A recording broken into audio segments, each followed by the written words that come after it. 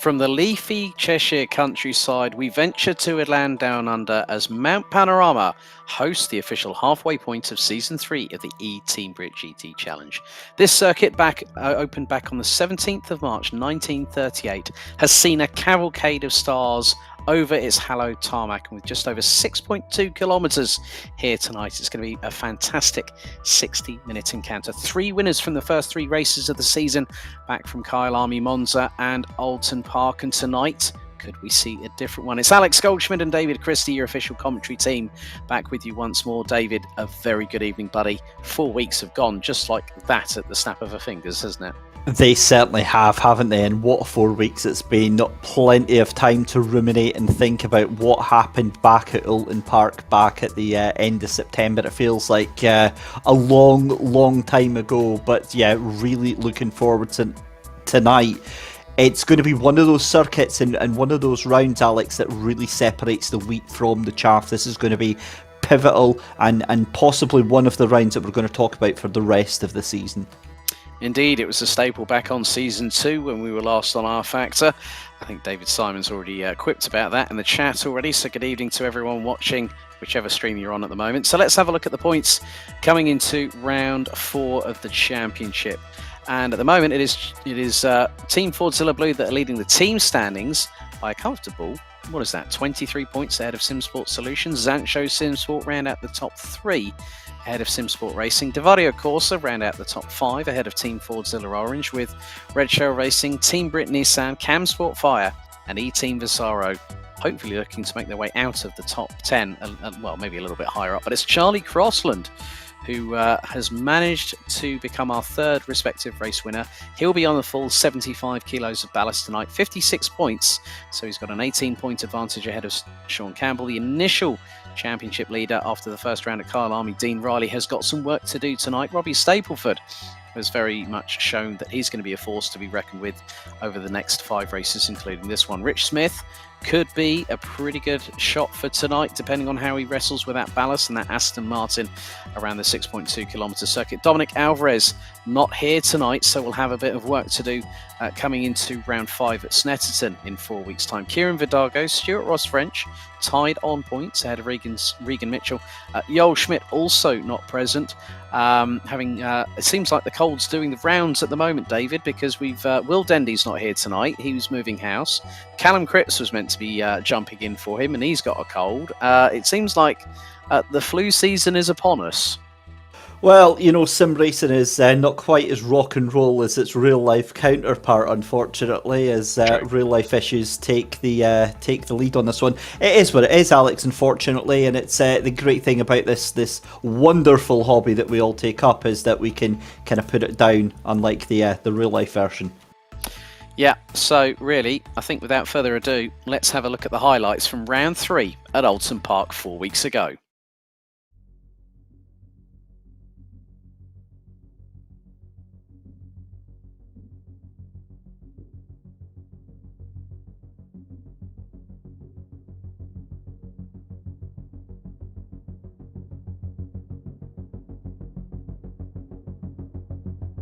"60 minutes on the clock for round 3 of the eTeam BRIT GT Challenge. It's Crossland versus Smith. It's Aston Martin against Mercedes. Are we ready?"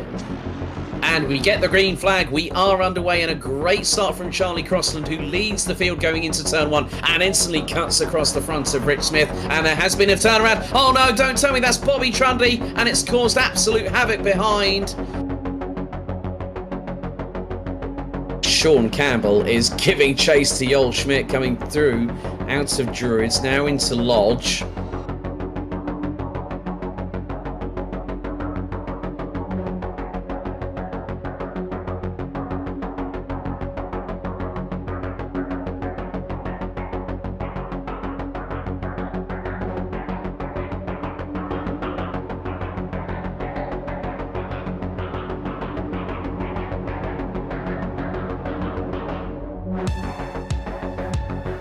I'm going to use the following word, and it's one that I'm actually coming to love. He yeeted it over the curb. And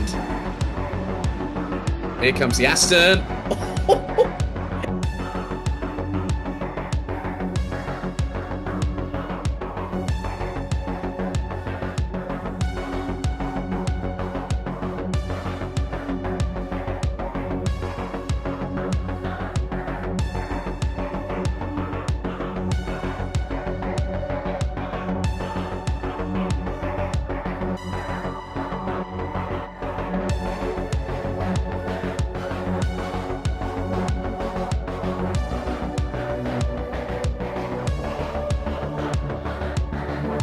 very much under pressure, as now that's the case with Bradley Brockies, who's got Mark Neuslings in that Leviathan from Crew, the Bentley Continental GT3, and the Dutch driver gets through. David Simon, that is going through Island Bend, and he's just lost the back end. It's just stepped away from him.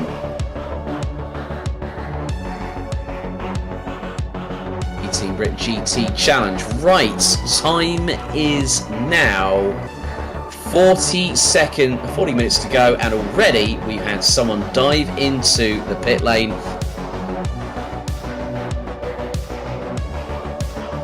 I do get involved, this will be the first option. As that's wide and then some. Coming out of Druid's corner, Sean Campbell, take a bow, kept the throttle pinned in the Lamborghini Huracan.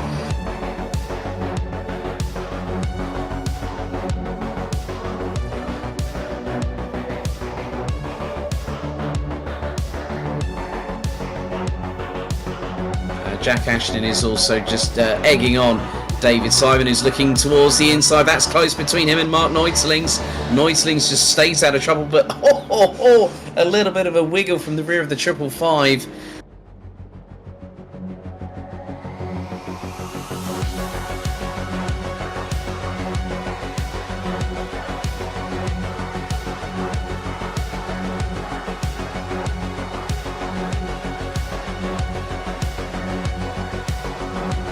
Track is so narrow. Sean Campbell just can't get round, and there we go. What's happened? It's going to be into the wall. Boom.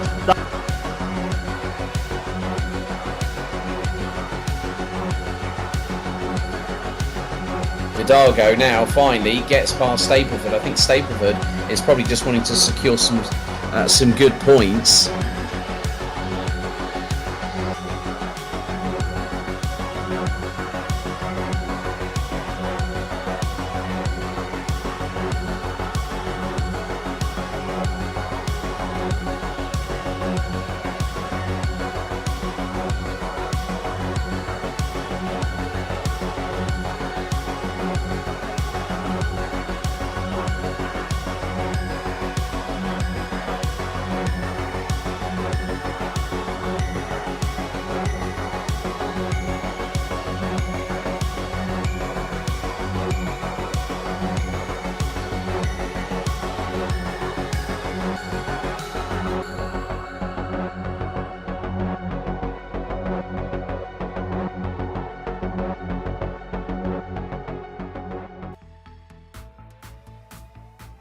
Well, David, that was filled with yeets. That was filled with hitting the wall, boom, as you very rightly put 4 weeks ago.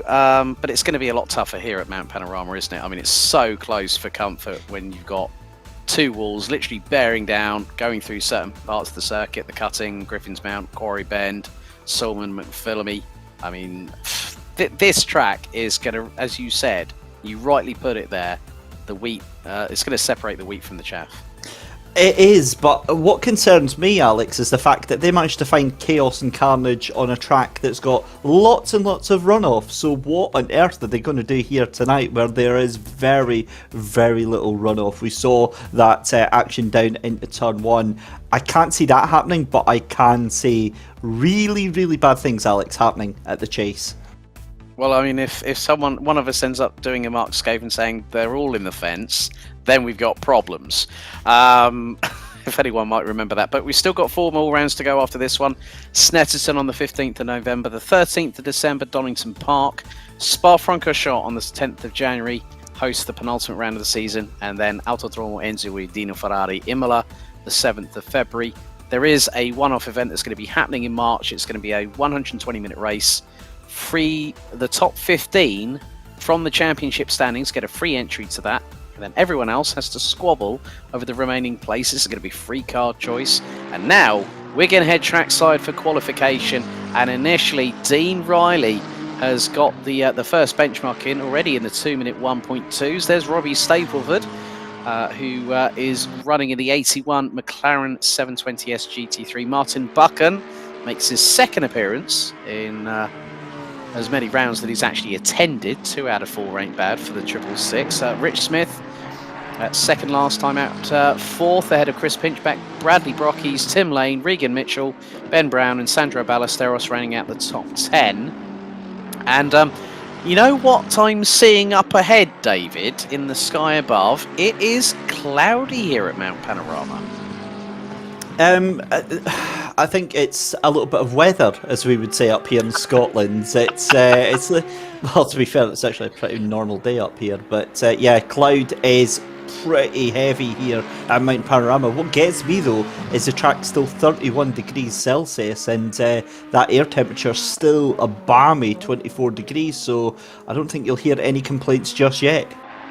Okay, so drivers coming into this round with ballast. Charlie Crossland, 75 kilos. Rich Smith, 66. Joel Schmidt isn't here this evening, was due to run with 57. Sean Campbell in the Lamborghini Huracan, the number 26, will have 48 kilos. Stuart Ross French will have 39. Well, he should know this track very well. He's actually competed around it in real life when I spoke to him in season 2. Kieran Vidago, 33 kilos. Robbie Stapleford, 27. David Simon in the 64 will have 21. Ben Brown will have 15. And Paolo Tempera will have 9. Now, I do spot a returnee as Nick Foster is back in the number 13 Zansho Simsport's Mercedes, and there he is. He is actually running. Now, if memory serves me correctly, he was 4th at Kyalami, so he still has 48 kilos of ballast. Now, he's another Aussie that we've got on the grid, and he should know this track very, very well indeed. He really, really should, and I get the feeling that might be his downfall tonight. It usually seems to be the home curse that strikes quite well here at Bathurst, but doing a decent job of coming through the track so far, and then down through Forest Elbow as we see Max Spooner here for eTeam Vizzaro getting a little bit of a cheeky toe right there. I think that might be is that Hamish Eisner just in front of him. But anyway, coming down through the S's and through the Dipper just now. Alex, it's such a daunting series of corners, the double chicane, and then this right-hander, and then this tight left-hander down at Forest Elbow. Do you think that this is where we're going to see the majority of the incidents today? Yeah, I mean, that's Dan Hyde actually in front of Max Spooner. I mean, we're probably... and Regan Mitchell at the moment is currently 4th. Now he's got no I think he's got no ballast if memory serves me correctly. He's about to come through Murray's corner, and let's just keep an eye on his time. Goes top, 2 minutes, 0.771 seconds. The number 69 Simsport Racing Ferrari 488 GT3 goes top, and by a clear nigh on 0.3 of a second. Martin Buchan is doing eTeam Vizzaro the world of good at the moment, because he's currently running in P4 on a genuine pace. He's about 8.5 of a second off. Now we know how adaptable Martin Buchan has been in the past 3 seasons. He was our Cinetic BMW Series champion in season 1. We've got a replay coming here. Now this is Max Spooner following Daniel Hyde. Now this is going to be at high speed, over 270 kilometers an hour, down Conrod into the chase. Spooner to the inside, and just clips the curb and it spins the car round. But oh my goodness, that was a full-on 720, maybe even a 1080 there from Max Spooner. Well held. Style points and control points, I'd give him 25 out of 10 for that one. Around and around and around the corner. Goodness me, that was quite impressive actually. Yeah, I'm quite impressed with the fact that he didn't actually end up hitting the back end of Daniel Hyde there. So I think that's definitely clean up on aisle 3, 4 and 5 with the amount of spins that Max Spooner just did. Bobby Trundley, always a firm favourite, does exactly what Regan Mitchell did, outbraked himself going into Hell Corner after putting the car P8 on the road. And there is Hamish Eisner, who managed to catch up with 3 of the drivers ahead of tonight's festivities, as that was Robbie Stapleford, very, very close to the wall. That was probably going through Reed Park. But Hamish Eisner, one of 2 drivers from the LGBTIQ community, along with Joel Schmidt, who's not present this evening. Great to have some inputs from them, and also to speak to Mike Tyler.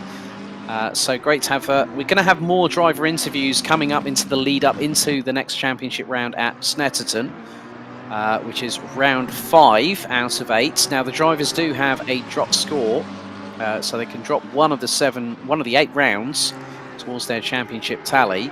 But at the moment, I'm looking at it this respect. I mean, what a lap from Regan Mitchell. I mean, the Ferrari, very capable around here. So's the McLaren. The biggest thing is that Stapleford's got ballast, doesn't he? He really does, and I'm really glad though that Regan Mitchell's finally proved me right after bragging about him for almost all the season, and he only got that decent result last time out. I think, what was it? It was well, no, he didn't actually. Not last time out. Excuse me. But anyway, the point being is that I was singing his praises right at the start of the season, and he's just not really shone through so far. So it's great to see him finally getting up there, and what a time that is. I mean, 0.2 of a second doesn't sound much, as Chris Wilson looks a little bit broken in that car. Either he's just getting started on a lap, or he's just had a bit of an incident coming down the chase there. Nick Foster rounds out the top 5, 8.5 of a second best. He's 0.3 up, heading down Conrod Straight into the chase as he swings the car to the right-hand side, hard on the brakes. And I think probably what we'll need to do is we're going to give you a bit of an on-board lap very, very shortly as we wait, first of all, for Nick Foster to cross the line. Down through into Murray's. Turns the car neatly in, on the power, out of the corner. What's it going to be from Nick Foster? Is he going to improve?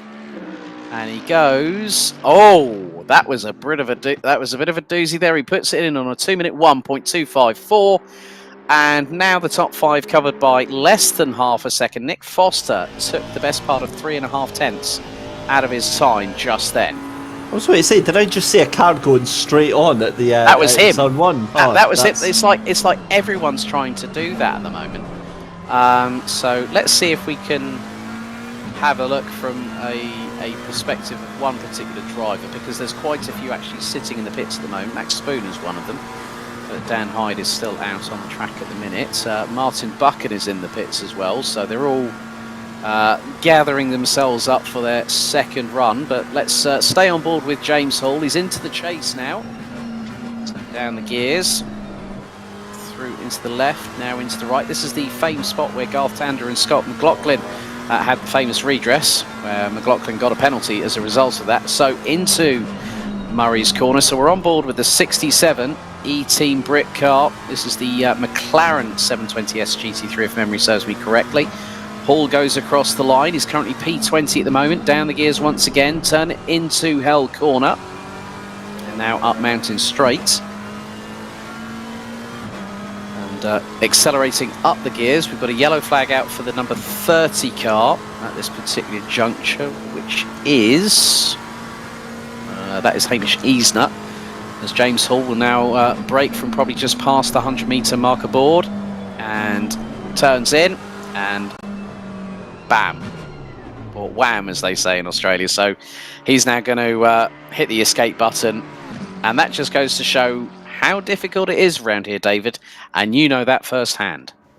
Yes, I've tried it many times and failed miserably most of the times around here. The problem with Bathurst as well is that it is a wonderful, wonderful circuit to drive, don't get me wrong, in these GT3 cars. If you can get it hooked up, it feels absolutely amazing, but it's one of those tracks, Alex, that can bite you so severely at the blink of an eye with no warning whatsoever. You can go from hero to zero in no time at all. Yep. And Mark Neutelings, the Flying Dutchman, in the 555 Positive Perception Simsport Bentley Continental, the only one that decided to go with the Bentley Continental GT3. He's currently 0.8 up at the moment, as the 555 now makes its way into the left-hander here at Murray's corner. Will Neutelings improve? Oh, bit of a tank slapper coming out of the final corner, but still keeps a hold of it. Still goes 0.8 quicker and puts it up to P12, just about 2.5 behind Sean Campbell. But Robbie Stapleford is on a mission at the moment, the number 81. And he's on for provisional pole at the moment. And effectively, this could be an even better lap than Regan Mitchell. But Martin Buchan is in second at the moment, less than 2/10 adrift of the number 69, but Stapleford out of the final corner. What's the time going to be for the McLaren? P1 by 54 thousandths. Wow, wow, wow. What a lap there from Stapleford. We did really expect that sort of performance from him, and that really ups the ante with 13 minutes left to go. If you think that thing's done and dusted, I think they're just getting started here. And yeah, really looking forward to how the final 5 minutes of qualifying will pan out. We've still got about another 8 minutes before we actually get that, but that's normally what we see. We see the banker laps going in just now, the sort of safety laps going in, as it were, and then the drivers will just sort of slowly ratchet up the pressure. And from experience, with 5 minutes to go, all hell breaks loose.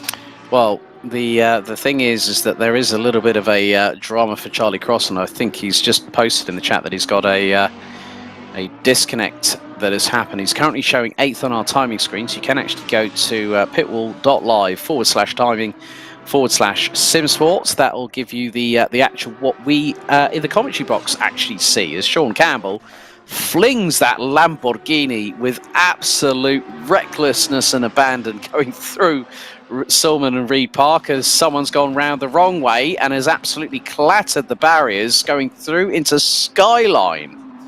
Of all places, that's not where you want that to happen. Rich Smith finds himself out in the top 10.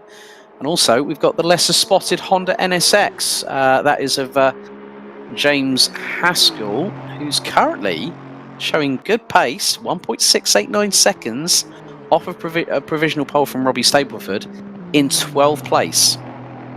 And that just shows how thin the margin is over the field as well, given that we've got about a second and a half for 10 positions, and then all the way down, say, to Ben Brown in 23rd. It's 4.5 seconds. That gap will massively shrink as time goes on. But yeah, it's one of the reasons that I absolutely love this series, Alex. The level of performance from all of these drivers and the level of improvement as we see Rich Smith clattering the wall there and deciding to pull it into the pits. I think that was at Oulton Park that he so rudely grazed the wall there. And look, that's a perfect example, isn't it, about how quickly it can go from hero to zero, isn't it? Yeah, it goes from bad to worse at the snap of a fingers. Well, we're with the man, the myth, the legend that is Mr. Bobby Trundley, 10th place in the qualifying session, which has just over 11 minutes and 20 still to go. He's nearly 1.3 seconds off of, well, Regan Mitchell has put the boots on the other foot by 12 1/1000ths. He's gone quicker than Robbie Stapleford. Now, if people might not remember the 2015 Liquid Moly Bathurst 12 hours, this particular car, the Nissan GTR GT3 Nismo, won the event that year. So it is a car that can be a force to be reckoned with. And one of the good things is, David, Bobby Trundley has no ballast. And we know how much I like Bobby Trundley. We know how much I'm a big fan of his bravery and his... wow! I didn't expect that, though. 6th position. That's a lap and a half from Bobby. Just 0.8 of a second off of pole position. That's a banger right there. That is indeed Paulo Tempera, our sole Portuguese driver in this championship, has scored points this season, currently sits in 16th. Vidago currently 2/10 up, could go a little bit further ahead and drops Campbell and Crossland to 9th and 10th respectively. And Tempera improves to P14, so the times they are changing. Stapleford trying to get through. Now that's one of the Red Shell Racing cars. That is Stuart Ross French who's got ahead of him, so that could give him a bit of a tow going down Conrod. Ben Brown has scored points this season in the number 22 Cam Sport Fire car, partnered with Chris Wilson, who was going to be running solo until circumstances changed somewhat to mean that both drivers were going to end up in the McLarens. Trying to make the best of it, because obviously with this season we've changed it to a straight out dogfight, no pros, no AMs. It's a straight out championship fight, and I think, David, that has really electrified the championship, so to speak. It has. It's given it a more even playing field, because then you've not got any worry about sandbagging. You've not got any worry about drivers being in the a class that they shouldn't be, whether that's pro and they're maybe more suited to AM and AM pro and all that sort of stuff. It just clears everything up. It's just a straight out race, everybody fighting everybody, and that's what you like to see. There is our current points leader, Charlie Crossland, making his way through. That will be the cutting, and now he's going to go through Griffin. He's 4/10 up at the moment. Now, ladies and gentlemen, this is with a full 75 kilos of ballast. So as if this car wasn't heavy enough, Charlie Crossland is absolutely manhandling it at the moment, going through McPhillamy Park. Let's stay on board with the number 10. Down through Skyline, now into the S's, through into the Dipper. Very neat and tidy.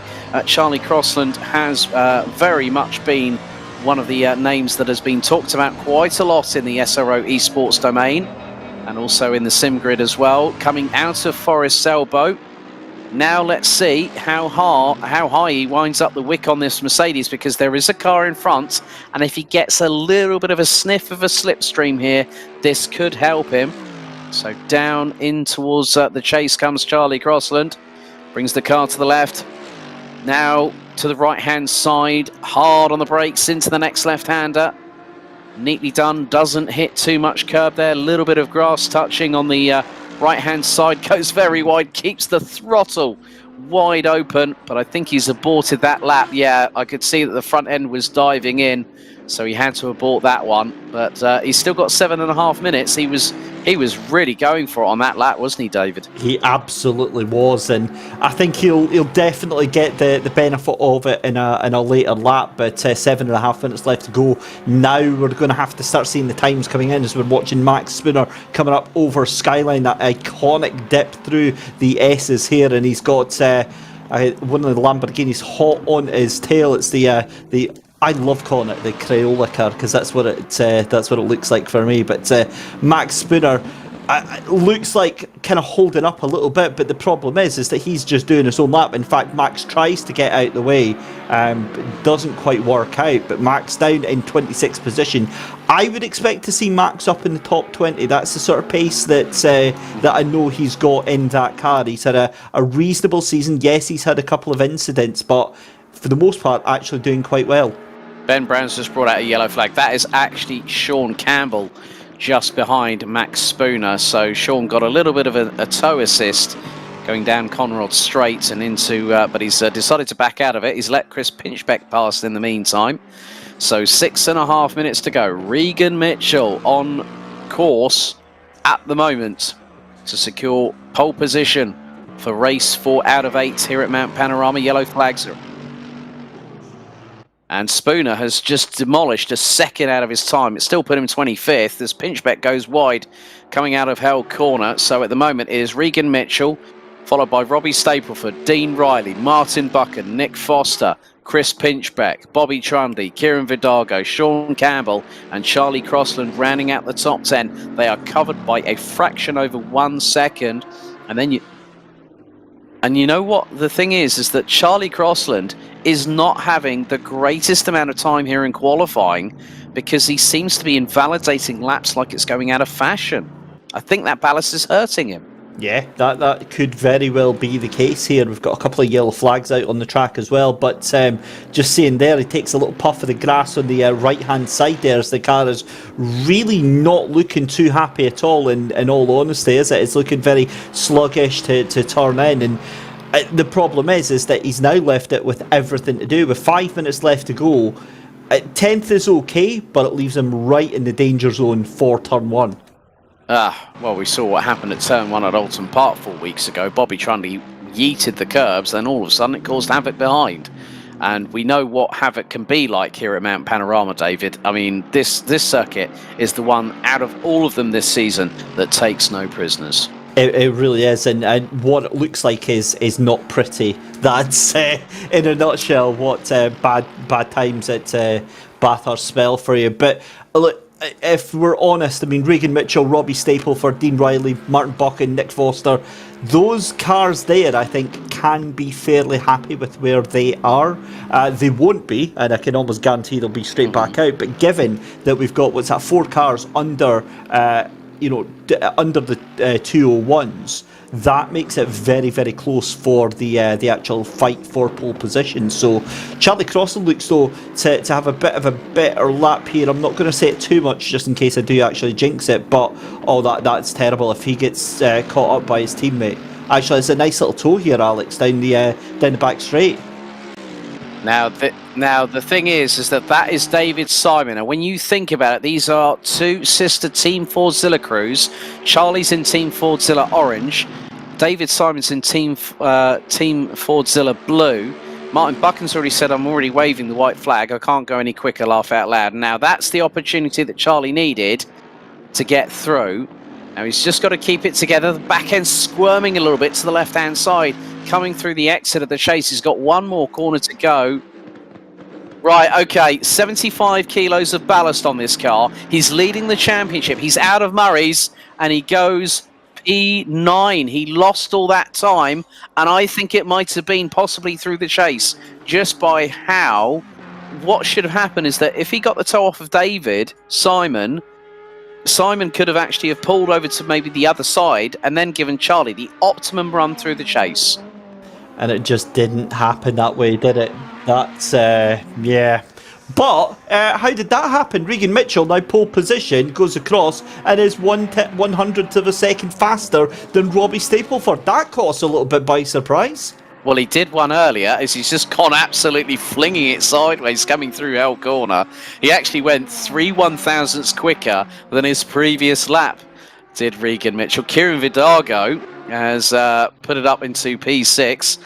Luke Pound in the sister Nissan to Bobby Trundley rounds out the top 15. Now, Luke Pound, because of his disabilities, can only race using the steering wheel with one arm. That's why they've nicknamed him, trivially, the one-arm bandit. It sounds like an arcade machine, but he's actually doing this on a sim. So he's got all the controls on one side, a bit like Michael Tyler. Michael Tyler has cerebral palsy. So we have people from all walks of life, all walks of ability, here in this championship. The yellow flags were briefly out for a moment, but I'm hoping that Luke Pound is going to improve his lap time, the number 66. He's a fraction off of Mark Neutlings, and he's ahead of Tim Lane. Stuart Ross French down in 17th position. Now, one of the things with this session now, we're into the last couple of minutes. Yellow flags out again. It just seems like people are just pushing the limits of adhesion. And they seem to come a cropper. Luke Pound now into the chase. So I'm wondering if his time is actually improved or if he's up on any sector in this lap, because we're about to see how he's going to get through into Murray's Corner. The number 66 from Team BRIT through the final corner, Murray's Corner, and across the line. Where's he going to factor in? Goes P11. Great improvement there as Stuart Ross French makes his way through the S's and into the dipper. Yeah, brilliant effort there. The other thing as well is what you say about the yellow flags very briefly. What it can be as well is some of the drivers just decide to abandon their cars at the side of the track to get another lap started again. That can briefly bring out yellow flags, but 9 times out of 10 it is actually somebody going horrifically sideways into the wall here. 40 seconds left to go in qualifying, and this is looking very, very good for Regan Mitchell. Well, keep your eyes on Dean Riley. Now, Riley didn't have a good run of luck last time out at Oulton Park, his local circuit. I actually met the guy there in late July in person. Real nice bloke. Very, very good racer in his own right. He might have an opportunity at another lap because, look, 18 seconds on the clock. He's about to make his way through into Murray's. Now, he's only 2/10 off of Regan Mitchell. Can he pull something out of the bag? Because Mitchell thinks the job is done. Riley's gotten quicker on that lap. He's now 0.135 behind. So the top 3 in the battle for pole position. Martin Buchan's given up with 2.5 tenths that he can't find as the checkered's out for the session. Crossland trying to go better than 9th. And he's sideways through the S's and into the dipper. Oh my goodness, Charlie Crossland is just pushing really hard. I mean, he's fighting that car all the way, and you can tell that there's a little bit of frustration coming in. But I don't think it might not be enough. I mean, he's going to come down Conrod straight for the final time. I mean, Riley is the one that we've really got to watch, but Riley's previous lap time has... Oh, hang on. Robbie Stapleford's gone provisional pole. 2 minute .660 on his final attempt. Riley's got to pull something out of the bag. I don't think Crossland's going to get any higher than maybe, say, 8th at a push. But Stapleford at the dying seconds of the qualifying session has pipped Regan Mitchell by 42 thousandths. Crossland now into the final corner. Let's see what he's able to muster with that car that's laden with 75 kilos of ballast. Goes P8 and drops Campbell down to 9th. But what a qualifying session. It was nip and tuck, and Robbie Stapleford has got it. But here comes Sean Campbell. Let's see if the Lamborghini has anything to say about the matter. Was 9th, goes P7 ahead of Bobby Trundley. Well, that just goes to show that things can happen. But I spy a couple of cars. Well, I think Dean Riley has actually aborted his lap. Stuart Ross French is going to be the last driver to complete the qualifying session. One of the 2 Red Shell Racing cars, the number 28. Originates from these very parts in Australia and now lives in Leamington Spa working for Jaguar Land Rover. Out of the final corner through Murray's. Does Stuart Ross French improve? He goes 15th. But it is Robbie Stapleford from Zansho Simsport 2 that pips Regan Mitchell by 42 thousandths of a second.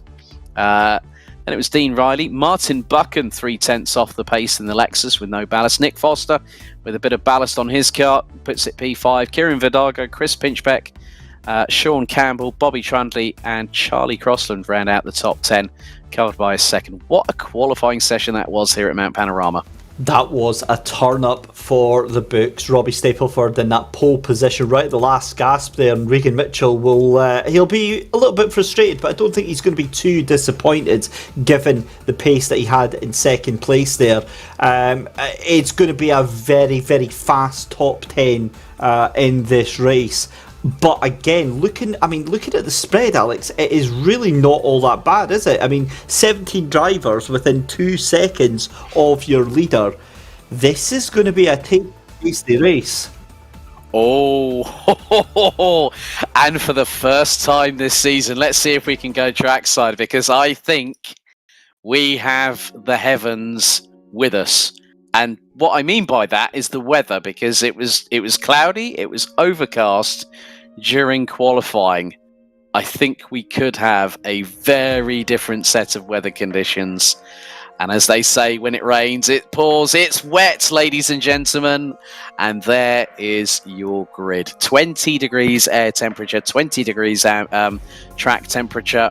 And the rain is at least around for the next 15 minutes or so. Let's have a look at your grid for round 4 out of 8 for season 3 of the eTeam BRIT GT Challenge. By the merest of fractions, Robbie Stapleford puts it on pole position. Alongside will be Regan Mitchell. Then you've got Dean Riley and the Scottish wonder that is Mr. Martin Buchan. Then we've also got Nick Foster and Kieran Verdago. It's Mercedes versus Ferrari on row number 3. It's a Lamborghini versus a Nissan Godzilla, of all things, trying to conquer the mountain with Sean Campbell and Bobby Trundley. That is row number 4. And completing the top 10, I spy 2 Fordzilla cars. So we've got Charlie Crossland and David Simon in the number 10 and there's number 64 completing the top 10. Row number 6, it is Luke Pound and Rich Smith in the Nissan. So the Nissan's actually doing really, really well around the circuit here at Mount Panorama. Rich Smith in 12th ahead of James Haskell from X-Kart Esports in the Honda NSX.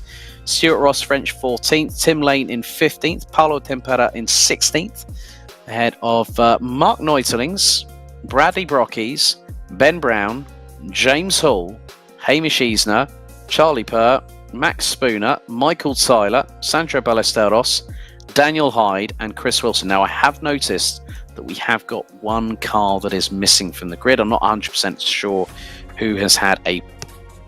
It might be that Chris Pinchbeck has had a... he's trying to connect to the server, but we've got about 2 3/4 minutes until the rolling lap gets underway around this 6.213 kilometre circuit, opened back in March of 1938. It's hosted quite a lot of races, including the super cheap auto Bathurst 1000, the Liquid Moly 12 Hours, the Australian Touring Car Championship, amongst other things. And we couldn't really not exclude it from the calendar this season, could we, David? Oh, absolutely not. It is like the pinnacle of GT3 racing tracks. It's the ultimate test of driver and machine, that harmony and trying to make sure that they're both in synergy with each other. And it takes a real effort. And for all of these drivers, if they can survive the race tonight, that is an achievement in itself. Yep. So up until this point, 3 different race winners so far in Season 3 of the Championship. It was Dean Riley at the season opener back at Kyalami. Then at round 2, we found it was Dominik Alvarez that was the king of Monza at the Temple of Speed. And then Charlie Crossland conquered the Cheshire countryside, but now who is going to be king of the mountain? Who is going to be the one that's going to put it all on the line, be millimetres away from the walls here at Mount Panorama? Well, in about 1 minute and 15 seconds, the drivers will be steeling themselves and getting themselves ready. And you can see now, the rain is starting to come down. David, the rain at Mount Panorama. Now, I remember a few years ago, a certain Shane van Gisbergen, in effectively a Porsche 911 GT3 did an overtake round McPhillamy around 2 cars at 45 kilometers an hour on slicks. We're in for a roller coaster ride here tonight, aren't we? I wouldn't be holding your breath for any of those sorts of shenanigans tonight. I think that might be a little bit much, but I'm going to hope that our production team of Mike Yao behind the scenes, we need to get a little graphic made up for a Bobby Trundley murder counter, because I think that might be needed tonight. We know how late he is on the brakes, and this is not a track that you can be late on the brakes in the wet at, but joking aside, I think Bobby's got a huge chance. That GTR is got a chance. It doesn't normally like the wet, but the other one is, I would normally be biased and make fun of Martin Buchan. I think he's got a serious chance at taking a really good win tonight. One of the drivers that's going to have to sort of be a little bit on the sidelines, so to speak. Well, Dan Hyde, through a penalty after qualification for round 3, has to serve a drive-through penalty as they are starting to get things underway. Alex, was it just me, or did Regan Mitchell just disappear there? That's exactly what I was just about to say. You beat me to it. Because of course, if he's not in the formation lap, he's either starting from pit lane or he's not here at all. Well, that is one for the books, and I'm just keeping an eye on the GT Challenge Discord at the moment, just to see what happens. So Regan Mitchell is showing in the pit lane. Oh, all that effort has... Yeah, look, you can see it on the track map on the right-hand side. And that, for him, he's going to be absolutely... Well, I think furious is going to be the politically correct term, because now this changes everything. This gives an opportunity window to the likes of Martin Buchan, who was due to start behind Regan Mitchell. And Regan was on the front row alongside Robbie Stapleford. This gives an opportunity for a different winner tonight. And to be honest with you, I think the way that we've had 3 different race winners from 3 different races, we've got Success Ballast in for Season 3. It has really spiced things up. And we've been talking about this on the previous shows previously, David, that we won't see until like rounds 6 and 7 when you get to Donington and Spa. You're really going to get an idea of who are going to be the real championship protagonists. Yeah, and that's the closeness of this field that we've got to thank for that. Just to update you as well, number 76, Rich Smith, is also shown as in pit lane as well. So at the moment, shown as 2 cars in that pit lane. Now, that's the sim saying that doesn't actually mean that they are necessarily there and taking part in the race. So we'll keep an eye on that. But I'm absolutely gutted at that, because I feel like we've been robbed of an amazing start to this race, but it now falls to Dean Riley and to Martin Buchan to hold Robbie Stapleford to account. Not only him, but also keep your eyes on Nick Foster and Kieran Vidago. Those 2 are also going to be factoring in. Sean Campbell, a last-minute shoe-in for Divario Corsa, picked up their first podium at Kyalami, the opening round of the season. He's going to be there. I mean, you know, Godzilla at the mountain. Bobby Trundley, we really need to say nothing less about that individual, well, nothing more about that individual in particular, and also the car he's driving. But this is going to be, I think, one of the trickiest starts for the season. I think, you remember when we did SimGrid Sprint Cup Season 3, season opener, Donington Park? We had exactly the same weather conditions, didn't we?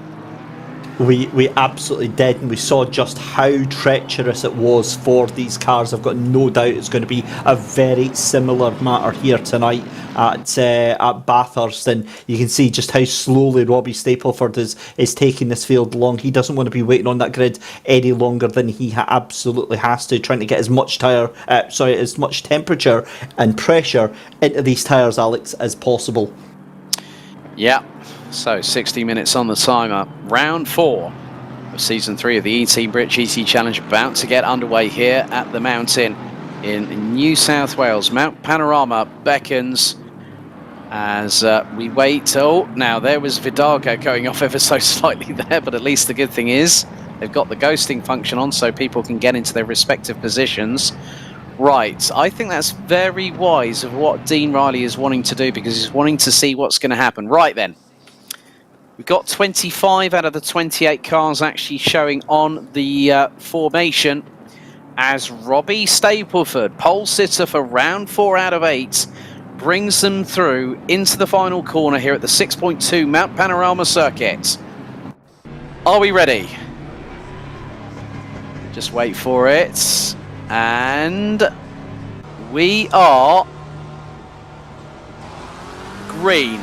Now it's time to put the hammer down, and Stapleford gets a really good run, and Nick Foster threading the eye of the needle between Kieran Vidago and Martin Buchan, and Foster's already up into P3 behind Dean Riley as it's 3 abreast. Max Spooner in the middle of 2 eTeam BRIT Aston Martins as they make their way up Mountain Straight for the first time of asking, and Foster is looking rather racy. He's even looking up the inside into Quarry, but he has to back out of it. Vidago's on the inside of Buchan through that corner. Bobby Trundley is with them, and Trundley's already got past Sean Campbell. So Trundley using the weight advantage of that Nissan to get a little bit further ahead, and he got the job done on Sean Campbell rather early. Yeah, he really, really did. Great to note as well that we've got both our our second place car and the other car back out on track as well. So Rich Smith back out there as well as the number 87. So great to see that. But yeah, I'm really surprised at this start, Alex. I was expecting more drama and more chaos, but these drivers really showing the ability and the talent that they've got in bounds.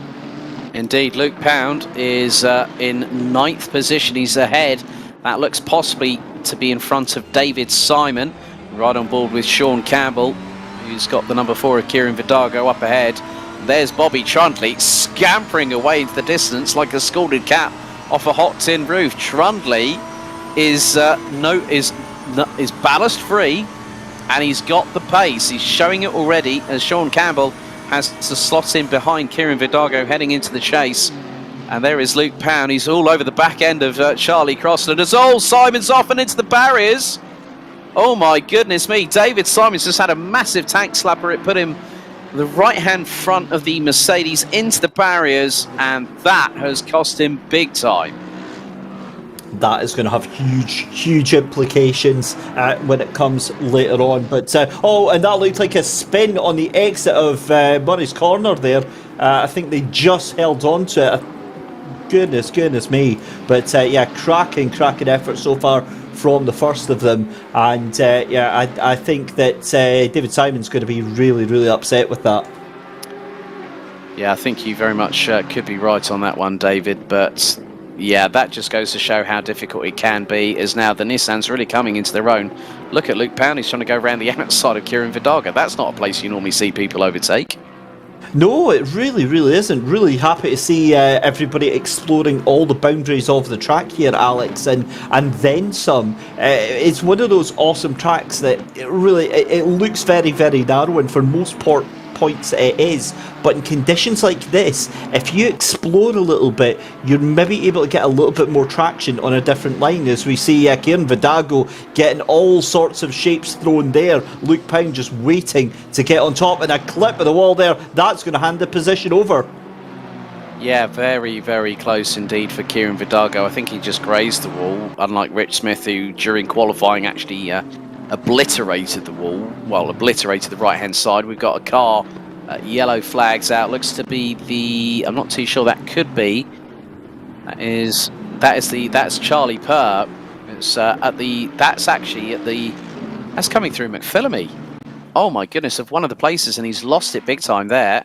He's put the car into reverse, and now here comes looks to be Daniel Hyde, who's probably just who's served his drive-through penalty from round 3, as David Simon trying to close in on Mark Neutelings, and this is where the tow really comes into play for these cars coming down Conrod.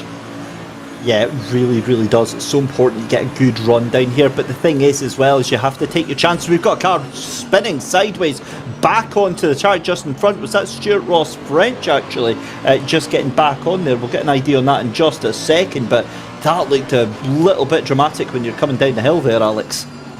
Yeah, and at that sort of rate of knots, as David Simon looking to the outside of Mark Neutelings, and that's coming through Murray's corner. The Mercedes has to slot back in behind. Max Spooner has made his way up into 16th position, so gunning for some more points. He's got Sandro Ballesteros as now Martin Buchan trying to go side by side. Now this is into Quarry along with Nick Foster. Foster gets the inside run. Buchan slots in back behind. Nice good battle between these two. We've always seen some great battling from Martin Buchan in seasons past, and here is no exception. It really, really isn't. And up the inside then, so it's a cracking little battle we've got going on here. Martin Buchan just looks so calm and composed in that Lexus in the 666 machine just now. This is exactly what he needs to do. He just needs to keep calm, keep the pressure on, and then try and pick his way through, because he's got Dean Riley stretching off into the distance here if he can just dispose of Nick Foster. Yeah, and Riley is about 2.2 seconds behind Robbie Stapleford, who's the fastest out on the track with the fastest lap of a 2-minute 8.280. We're on our third lap of racing, and Robbie Stapleford looking to extend that gap, but Nick Foster doing very, very well in the Zansho Simsport Mercedes-AMG GT3 Evo, keeping ahead of the Lexus. But here is Bobby Trundy. Now, we did talk about Bobby having no ballast on that car, and I'm just having a look at the lap times. Bobby Trundley is comparable on pace with Martin Buchan, and now Bobby could have a little bit of a slipstream here if he plays his cards right. But Martin Buchan looks to the inside, all going through the chase, nose to tail, looking to the inside of the left-hander. Is he going to get the job done on Nick Foster? A little bit of curb, and Foster stays ahead and keeps the car planted around the outside of the 666. Brilliant, brilliant fighting from these two here, and you're absolutely spot on with that observation, because Bobby Trundley now creeping closer and closer into this battle here with Nick Foster and Martin Buchan. We've only done 6.5 minutes here at Bathurst, and it feels like we've already done 20 with the amount of action that we've had so far, and you get the impression that this is either going to be an amazing move or one heck of an accident with these three. And have a look at the background as well. Sean Campbell in the 26 doing a really good job of looking menacing in that background in the number 26. So we go to a replay here.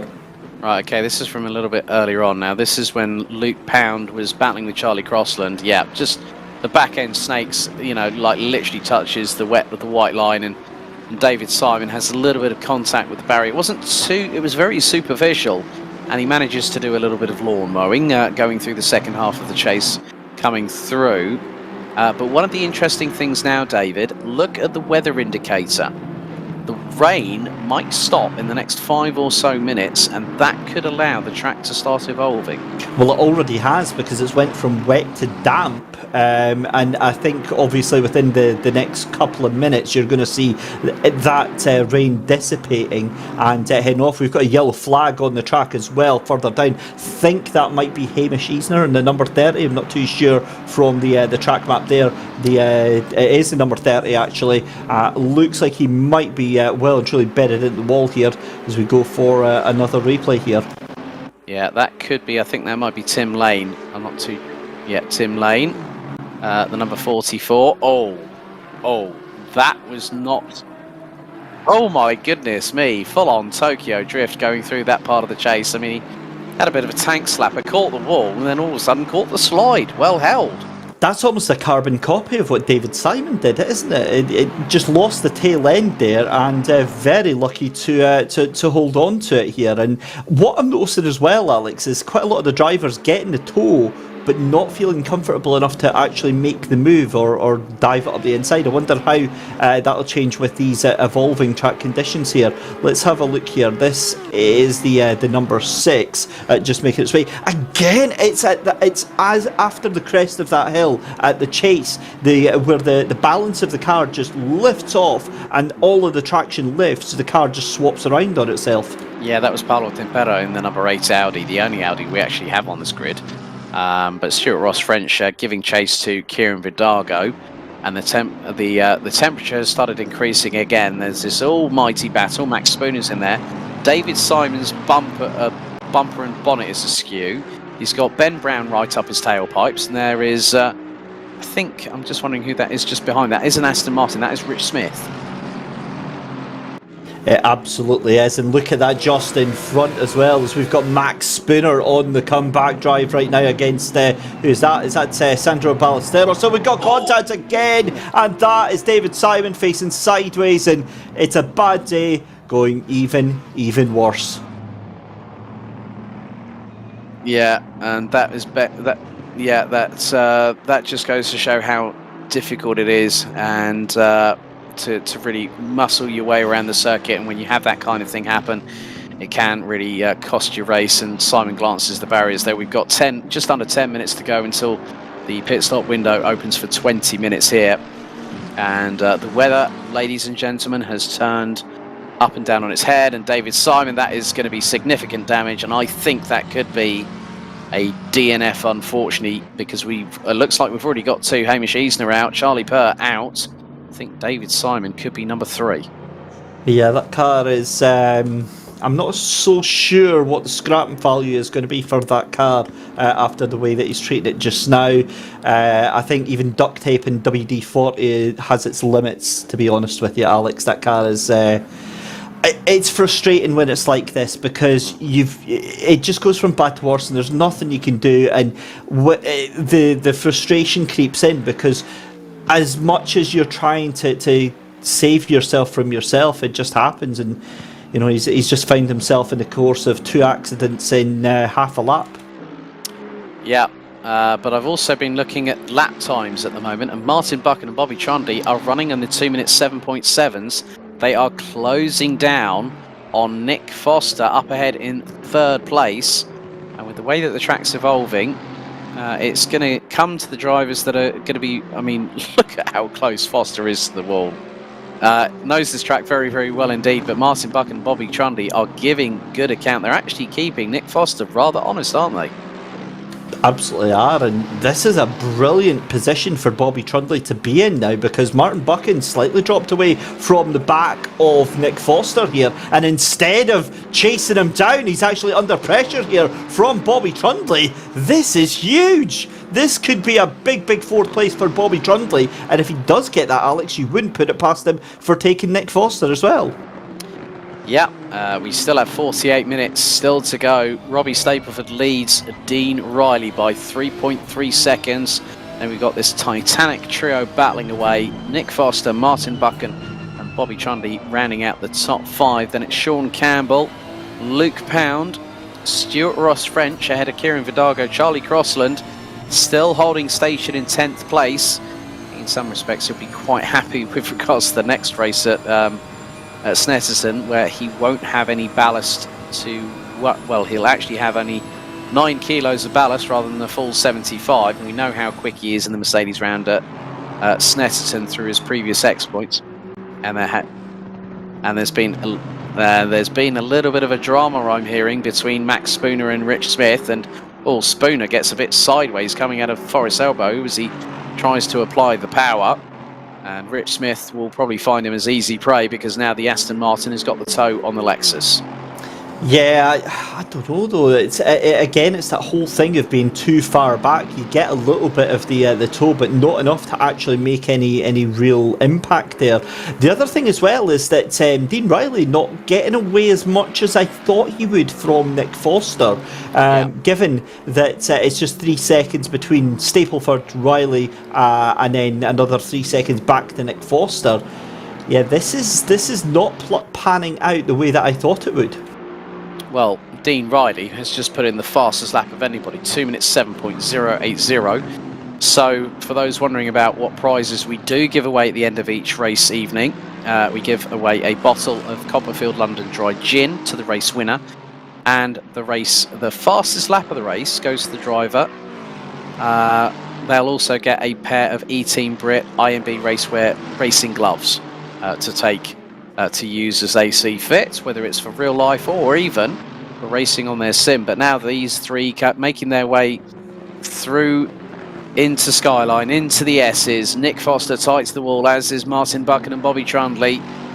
No quarter has been given between either one of these three, and it looks to be waging on for possibly until the first one of these three drivers decides to blink and go into the pits, because we are 5.5 minutes away from that pit stop window opening. And Trundley has got the headlights ablaze, Mr. Christie. Here we go, it's party time, it's hammer time, it's whatever you want to call it, but I also think that's because the light is fading quite fast here at 7:48 PM in sim time. Martin Buchan's got the run of all runs coming through the chase then. He's going to look to the inside, can't do anything of it, and Nick Foster is a bit of a cork in this bottle between Martin Buchan and Bobby Trundley, so light to blaze on all three cars there. This is going to come ahead very, very quickly indeed, you feel? Yep. 15 minutes down, 45 to go. Stapleford leads by 3.8 seconds. Foster holding off as... Oh, Foster has a little bit of a moment there. He takes out one of the coffee ice break signs on the approach down to Hell Corner, but he manages to keep the foot stuck in on the throttle. That could have been a very disastrous moment, especially if the Mercedes had gone straight lining. Now, I've just seen... Did he just go on the grass again? I think he did. Very, very slightly if he did. Yeah. He's a little bit close, but if he did, he's not really losing time, but he's getting perilously close to the wall here, Alex. I'm wondering if the tyres are already starting to feel a little bit under pressure from the amount he's having to work the car. They are. Look at how much he's losing in terms of pace here. Yeah, and Bobby Trundley seems to have a good run on Martin Buchan, so I think here, out of these three drivers, the danger one out of all three of them is the one in 5th place. That's Bobby Trundley, because look at how Trundley's just absolutely manhandling the Nissan. Foster's struggling, but Buchan doesn't know whether to attack or defend as they go through Skyline of all places. Oh my goodness, Bobby Trundley nearly giving me a fright here in the commentary box. Bloomin' Nora. I was going to say, did you just call Bobby Trundley a danger? It's like stating the most obvious thing in the Well, whole I mean, he was a danger to everyone else when he got out in front in Daytona D-Max days, and him and Aaron Morgan have been doing a really good job this year in the Brit Car Endurance Series with the Aston Martin GT4. But yeah, I think Trundley's actually being a bit strategic, because he's actually backed off a little bit away from what's happening between Martin Buchan, as Buchan now goes towards the inside, and that's probably the move that he's been waiting for. But Nick Foster's got the inside run for the next left-hander. Foster still keeps it ahead. Well, that's very, very intelligent driving from both of the drivers there as we cut back to the fight for 7th, 8th, 9th and 10th then. Sean Campbell, Stuart Ross French, Charlie Crossland and Kieran Vidago coming through the chase just now. It looks like a little bit of a gap here. Martin Buchan under all sorts of pressure now from Bobby Trundley as they come through Hell Corner then to start lap number 8, and it's on the run up the mountain straight then towards Quarry Bends, and it's like a yo-yo because Martin Buchan's trying to attack Nick Foster, but he's trying to defend against Bobby Trundley, and it's like, you know, where do you put your concentration right now, Alex? Yeah. Oh, hang on a second. I've just seen that Stuart Ross French, has he ended up in the pits? Oh, okay, right. That is very, very weird indeed. I'm just going to check here as we speak, but look at how menacing Bobby Trundley is right now. Yes, Stuart Ross French is in the pits. I'm not too sure what's happened to him. Has he had a disconnect? That could be drama for him because he was running pretty well. He was running, what was it, ahead of Charlie Crossland? Yeah, he was, and it was quite comfortable as well. I was just about to say that he was looking very, very comfortable ahead of them, and then yeah, it's something's obviously happened there, but we'll possibly get a replay of that. Look at how much though Bobby Trundley is catching down on Martin Buchan through the cutting here, and then in towards the S's, finally towards Forest Elbow. The car, you said he was manhandling it. You weren't kidding there. He is absolutely throwing that thing around within an inch of its life. Right, just over 1 minute and 10 to go until the pit stop window opens for the 4th time out of 8 this season. And Dean Riley has started clawing back time. He's just taken a second out of Robbie Stapleford. Lead now down to just a fraction under 2.9 seconds as Martin Buchan, Nick Foster and Bobby Trundley, who are 4th, 3rd and 5th respectively, make their way through the exit of the chase and heading down towards Murray's Corner. And this battle here is one that's been rather pivotal. Oh, Alex! Nick Foster, sorry to jump in. Nick Foster's had a moment at the chase. That's him behind now in 5th place. So Nick Foster has had a huge moment at the chase, recollects it and goes back down into 5th then. Oh, well, it just really goes to show. And look at the back end, it's snaking to the right-hand side as he comes through. And we've just had a penalty being issued by race control. Car number 44, that is Tim Lane, I believe, for an unsafe rejoin. So he'll get a 5-second penalty added to his pit stop. But without further ado, ladies and gentlemen, the pit stop window for round 4 here at Mount Panorama is officially open. So 20-minute pit stop window is now open as Nick Foster into the barriers, coming through the cutting. Oh, I think he's got no option but to pit now. That car is not handling well, and especially with that tank with the wall, I think Nick Foster just needs to get that car in ASAP. You're absolutely spot on that one. There's nothing really he can do on that. It's a sitting duck as we see Mark Neuterlings having a cracking battle up the front straight there. That is the number 8 there, and Paolo Tempera doing a cracking job of holding on to that position from Mark Neuterlings, but you get a feeling that could come to a head on the back straight there. Just thinking about the battle with Martin Buchan as well with Bobby Trundley. I really like this new version of Bobby Trundley. It's this cool, calm, collected, precise driver that we've got right now, because he's doing a brilliant job of holding on to that position and keeping the 666 honest right now. Yeah, very much the case. For those that are new to the eTeam BRIT GT Challenge and haven't heard of Robbie Stapleford before, well, he was running with Zansho Simsport, and if memory serves me correctly, David, he got promoted to Rocket Simsport based on his previous exploits. He's also a Simsport Racing GT3 champion. So Robbie Stapleford is a real good talent. And as I say that, both he and Dean Riley have been in the pits. They're in the pits now. Michael Tyler's been in the pits. Ben Brown has been in the pits. The floodgates have opened. Haskell, Hyde, Wilson, Hall, they're all in the pits. And look, the top 5 are all in the pits pretty much at the same time. It's game on for round 4. This is where we can see some real undercuts going on. I've got a feeling Bobby Trundley could have a strong chance of doing the undercut on Martin Buchan here, given how close that gap was coming into the pit lane here. Robbie Stapleford and Dean Riley, I think, are a little bit more comfortable, being about 3 seconds back each.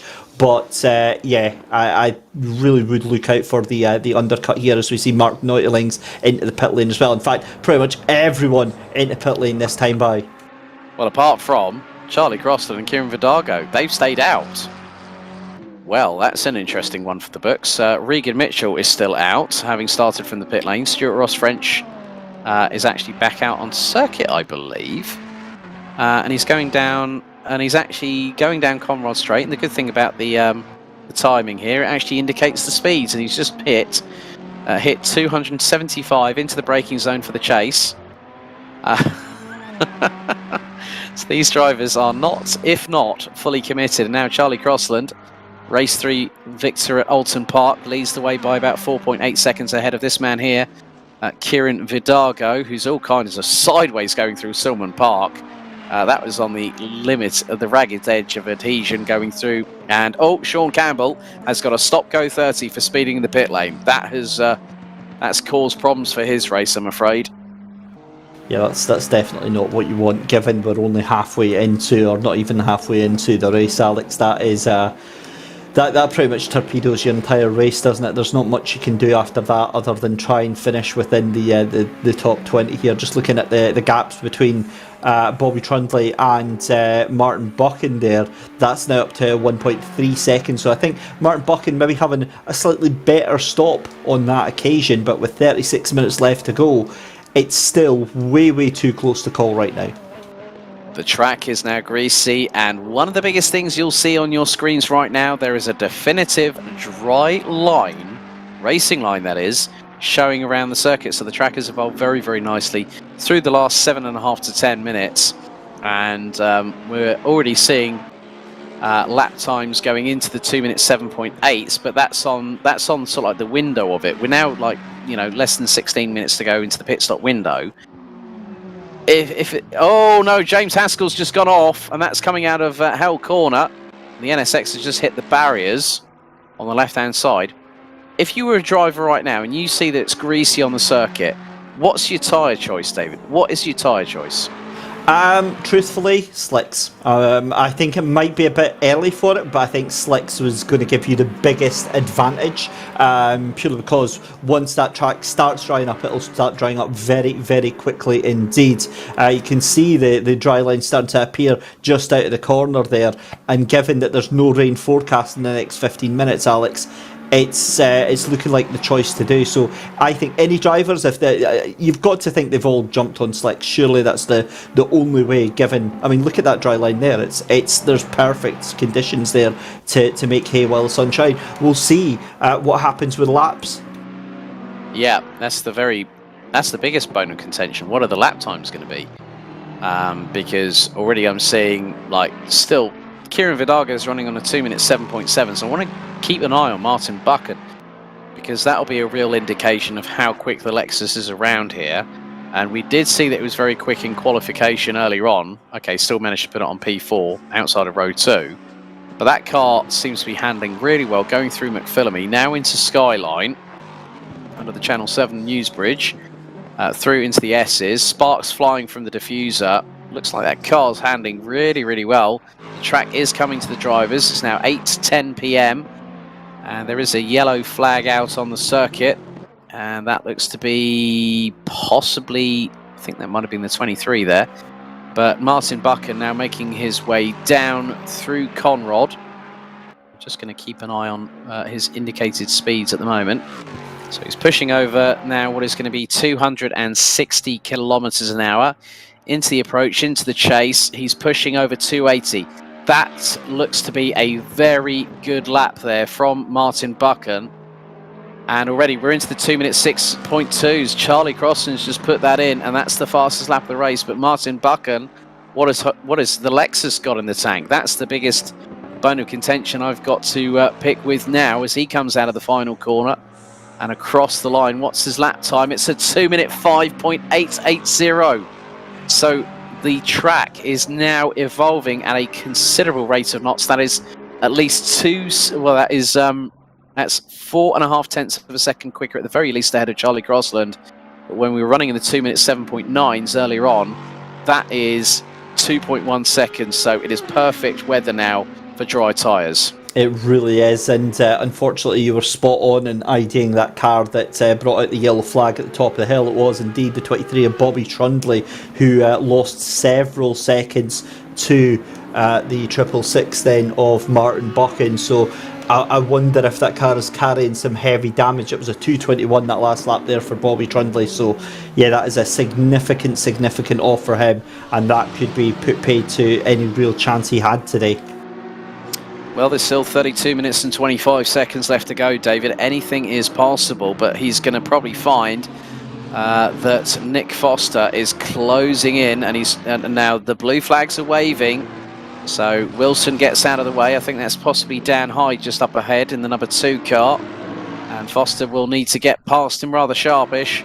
and has done so, flashing the lights aplenty. And then Wilson up the inside of Hyde to take 22nd position. We ride on board with the number 13 from Zansho Simsport, currently sitting in 8th position. The gap between him and Bobby Trundling now just a fraction over 1 3/4 seconds.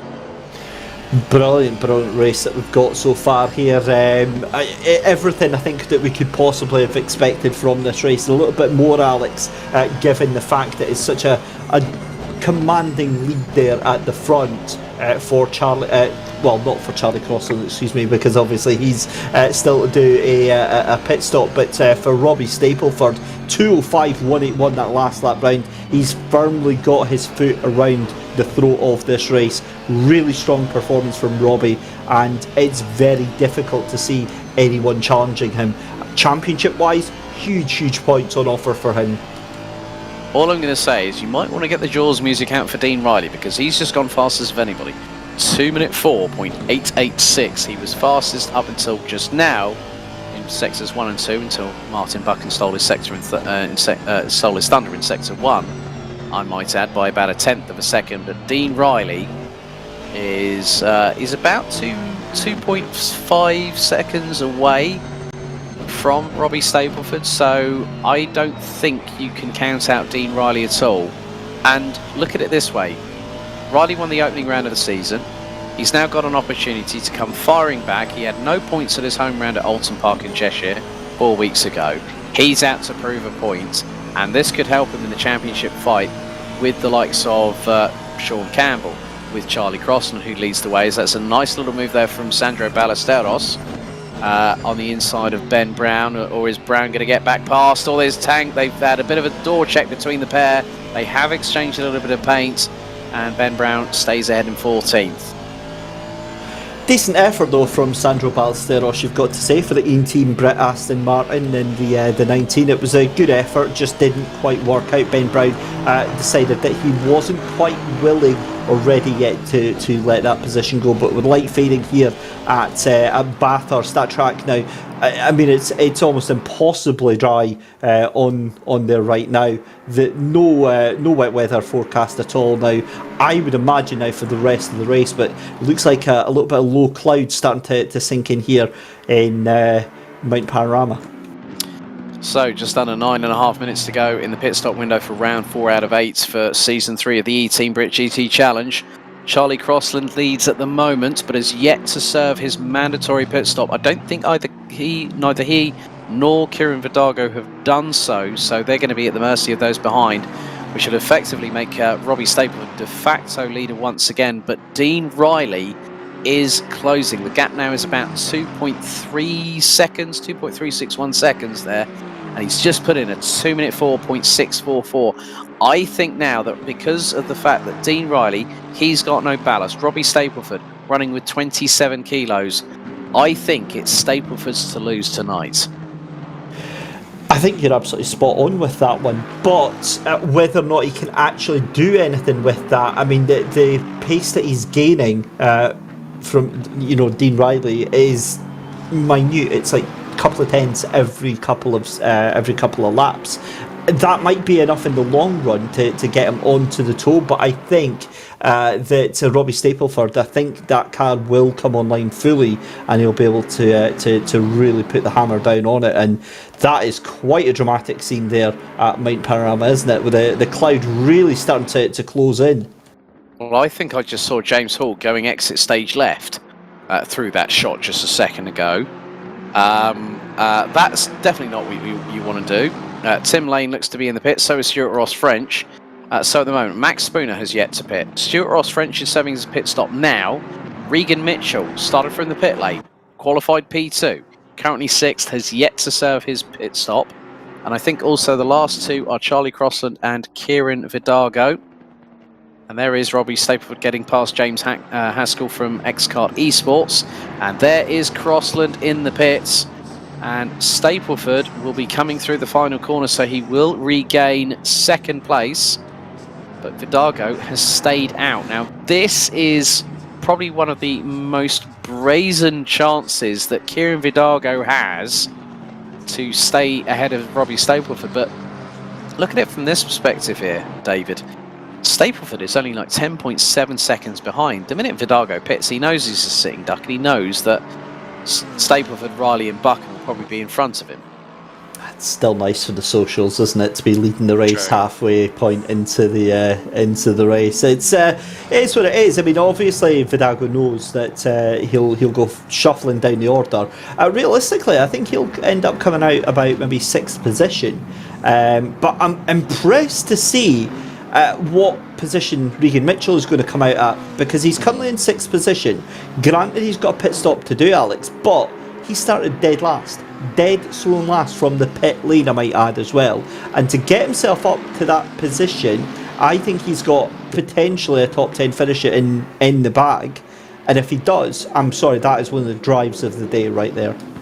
Well, the funny thing is, there's Charlie Crossland.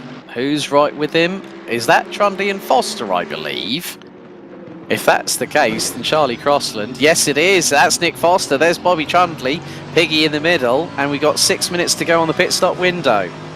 Oh, another race that another battle that we're really enjoying now, because it's Foster versus Trundley versus Crossland. They've all pitted. Trundley and Foster's tyres are up to temp. Crossland's got cold tyres on at the moment, but he's still managing. Look, even with 75 kilos of ballast, he's managed to get away a little bit from Trundley. He's absolutely gapped the pair of them. Goodness me, this is awesome pace there from Charlie Crossland, and he needs this though. He needs this to get these valuable championship points, Alex. Currently leading the championship so far, and 56 points ahead. He's about 18 points ahead of Sean Campbell in second. So he needs to minimise the damage where possible, because of course Campbell's having a really poor race so far, down in 15th position. But it's Robbie Stapleford that has the big wins, and there goes Bobby Trundley and Nick Foster. And hold your breath, Alex, because here we go. Well, I'm not going to hold my breath, because I was holding my breath for something else. Martin Buchan's just got in fastest of anybody, 2-minute 3.579. So the 666 from eTeam Divario, gunning for their first podium of this season, as we ride on board with Sean Campbell. Headlights ablaze, and there is the back end of the number 19 of Sandro Ballesteros as they go through McPhillamy Park into Skyline. Aston versus Lamborghini, as Vidago has pitted with just 4.5 minutes of the pit stop window to go. But my oh my, there are battles up and down the order. Sparks flying from the diffuser as they go through the dipper from the back end of the Lamborghini Huracan GT3 Evo. And Regan Mitchell is going to be more than likely the last driver, I think, to pit at this moment. Well, hang on a second, I'm just having a look here. Hamish Eisner. So there's Vidago. He's going to be outside of the top 10. Looks to be 11th position. But look at this battle between Campbell and Ballesteros. It is waging on. Eisner's yet to pit in 25th position. But as the darkness falls here at Mount Panorama, you've got to have your eyeballs on stalks.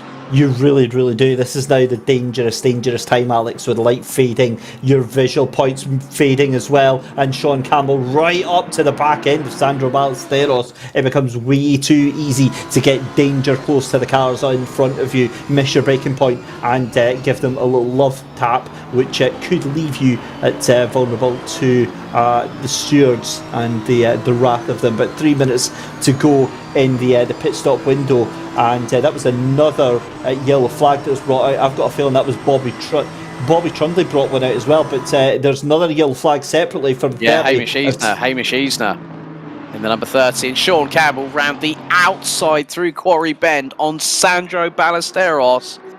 Oh my goodness, has anyone got the defibrillator on standby? Because that was a beauty of a move right there.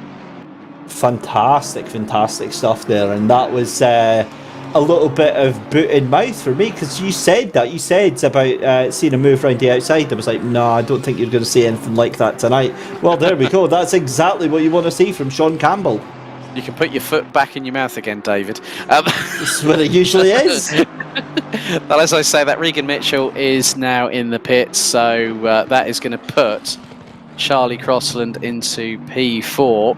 So the way things stand, just having a look at the lap times at the moment because we've got 22 minutes and 10 seconds to go. Robbie Stapleford has a slender 3.5 second lead over Dean Riley. Martin Buchan looking for his first podium of the season for eTeam Vasaro. And Max Spooner sitting down in 20th position. It's not been a great one as Regan Mitchell was shown to be in the pits. Now, Mitchell down in 7th place behind Crossland, Foster and Trundley. Looking at Trundley's lap times, he's running in the 2-minute 4.8s and Foster's running in the 2-minute 3.6s. So quite a lot of things happening around this circuit, and it's not been easy. And I think Sean Campbell's got to keep it on the black stuff rather than trying to go to the limits of adhesion on the track. Yeah, and that is exactly what it's all about with the last 20 minutes of this race. The great thing is, Alex, is that these cars and drivers get another lease of life with the new boots on, the new tyres on. They can feel a little bit more comfortable. And that's really when Bathurst strikes, is when you have that false sense of security and you start pushing that little bit more. That is when the bad things start to happen. But for the most part, we're seeing some huge lap times coming in. We're already, as you said, down into the 202s. Dean Riley, 202.805. And this is a replay then of the number 44, having a huge moment of Force elbow.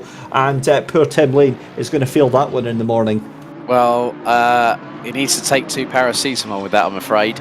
David Simon has just piped in the chat. He said, I'm still waiting for repairs on my car. He pitted on lap number 5 of this race after that massive moment. So that car's not going anywhere, unfortunately, for David. He's going to have to come back and fight another day, as we've got another yellow flag out briefly. But the pit stop window for round 4 here at Bathurst is about to close in 10 seconds time. We've got another replay here. This is Hamish Easner. Now this is heading up towards Sulman and McPhillamy. Into the left-hander goes the Lamborghini. Oh, and that's through into the cutting. And the front end hits the wall. Yellow flags are out. Easner reverses. And that is one of the eTeam BRIT Aston Martin cars. Gets through. That probably might have been Ballesteros there. But the pit stop window closed officially as of 20 seconds ago. And now it's a flat out 19.5 minute sprint race to the end, as nightfall has settled in well and truly. And Regan Mitchell trying to go round towards the outside through Quarry Bend on Mark Neutlings. This is a battle for 8th position, and as Neutlings runs a little bit wide, Mitchell's got through. Brilliant move there, and Regan Mitchell, I'm sorry, but that is outrageous stuff. 8th position, what a drive. It's safe to say that's going to be the last place he gets, given that Smith is 29 seconds up the road. Granted, if somebody else has an instant further up, but look, I'm absolutely in awe of Regan Mitchell in the 69 machine. 8th position from pit lane starting, that is just impressive to say the least. Not just him, but Rich Smith is a position ahead of him. Chris Pinchbeck is saying, I'm so gutted I lost connection. He's only just got his PC back and connected. That's a real shame. And now we ride on board on Robbie Stapleford in the 81. Now heading through into the further part of the into the real testing part. He's already made his way through the cutting. Now into Griffin's Mount, and then through into, we're going to be heading into the faster stuff here. And he's got one of the Cam Sport Fire cars. That is Ben Brown just up ahead in the 22. Through into Solman. And now into McPhillamy, 4th gear. He's pushing the best part of over 140 miles an hour as Ben Brown runs wide as they go through into Skyline. And hopefully Ben did not clatter into any tyre barrier or any wall thereof. 2nd gear, and you can actually see the amount. Look at the amount of input from a steering perspective that Robbie Stapleford is putting in. He's down into 1st gear, now coming through Forest Mount, Forest Elbow, and then going down Conrod Straight. I mean, this is just showcasing how much of a well, it was an unknown quantity in some respects for the uninitiated out there, but for you and me here, when we saw that Robbie Stapleford was joining the championship, there was a definite buzz from the commentary position, wasn't there? Yeah, there really was, and it's difficult to forget that he came on board, and what I mean, literally, what a super sub that Robbie Stapleford has been. He's really injected an air of energy and excitement into the championship. And our production team, Alex, you heard that there as well. Is that absolutely spot on? Is he only 15 years old? Yeah, a big thank you to 15 years of age.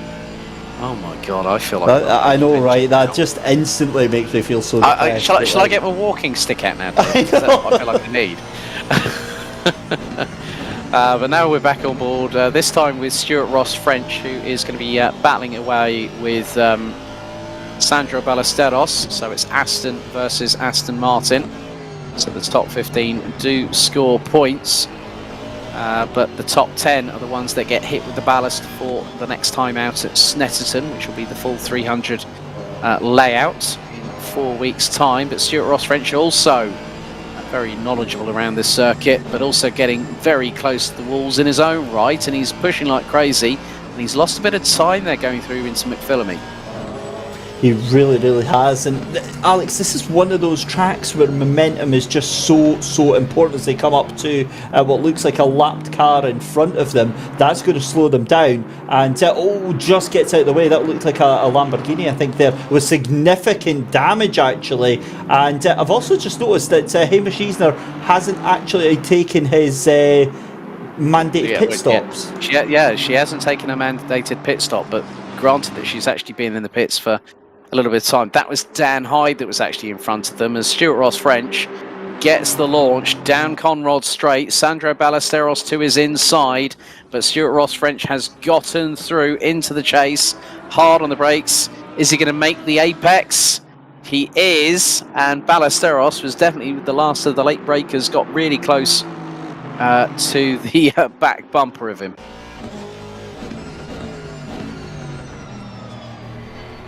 Just watching the cars come round here, and Stuart Ross French. It's a great view from the back end of that Red Shell Racing machine there, the number 28, and Sandro Ballesteros just behind as they come into turn number 1. Looks like a very wide line from Stuart Ross French, and that gives the advantage really to Sandro Ballesteros coming out of that corner on the run up to Quarry Bend. And again, as I was saying earlier, momentum is so key, especially now that the track is completely up to speed. It's at optimum. It's now where you're going to get your really fast times coming in.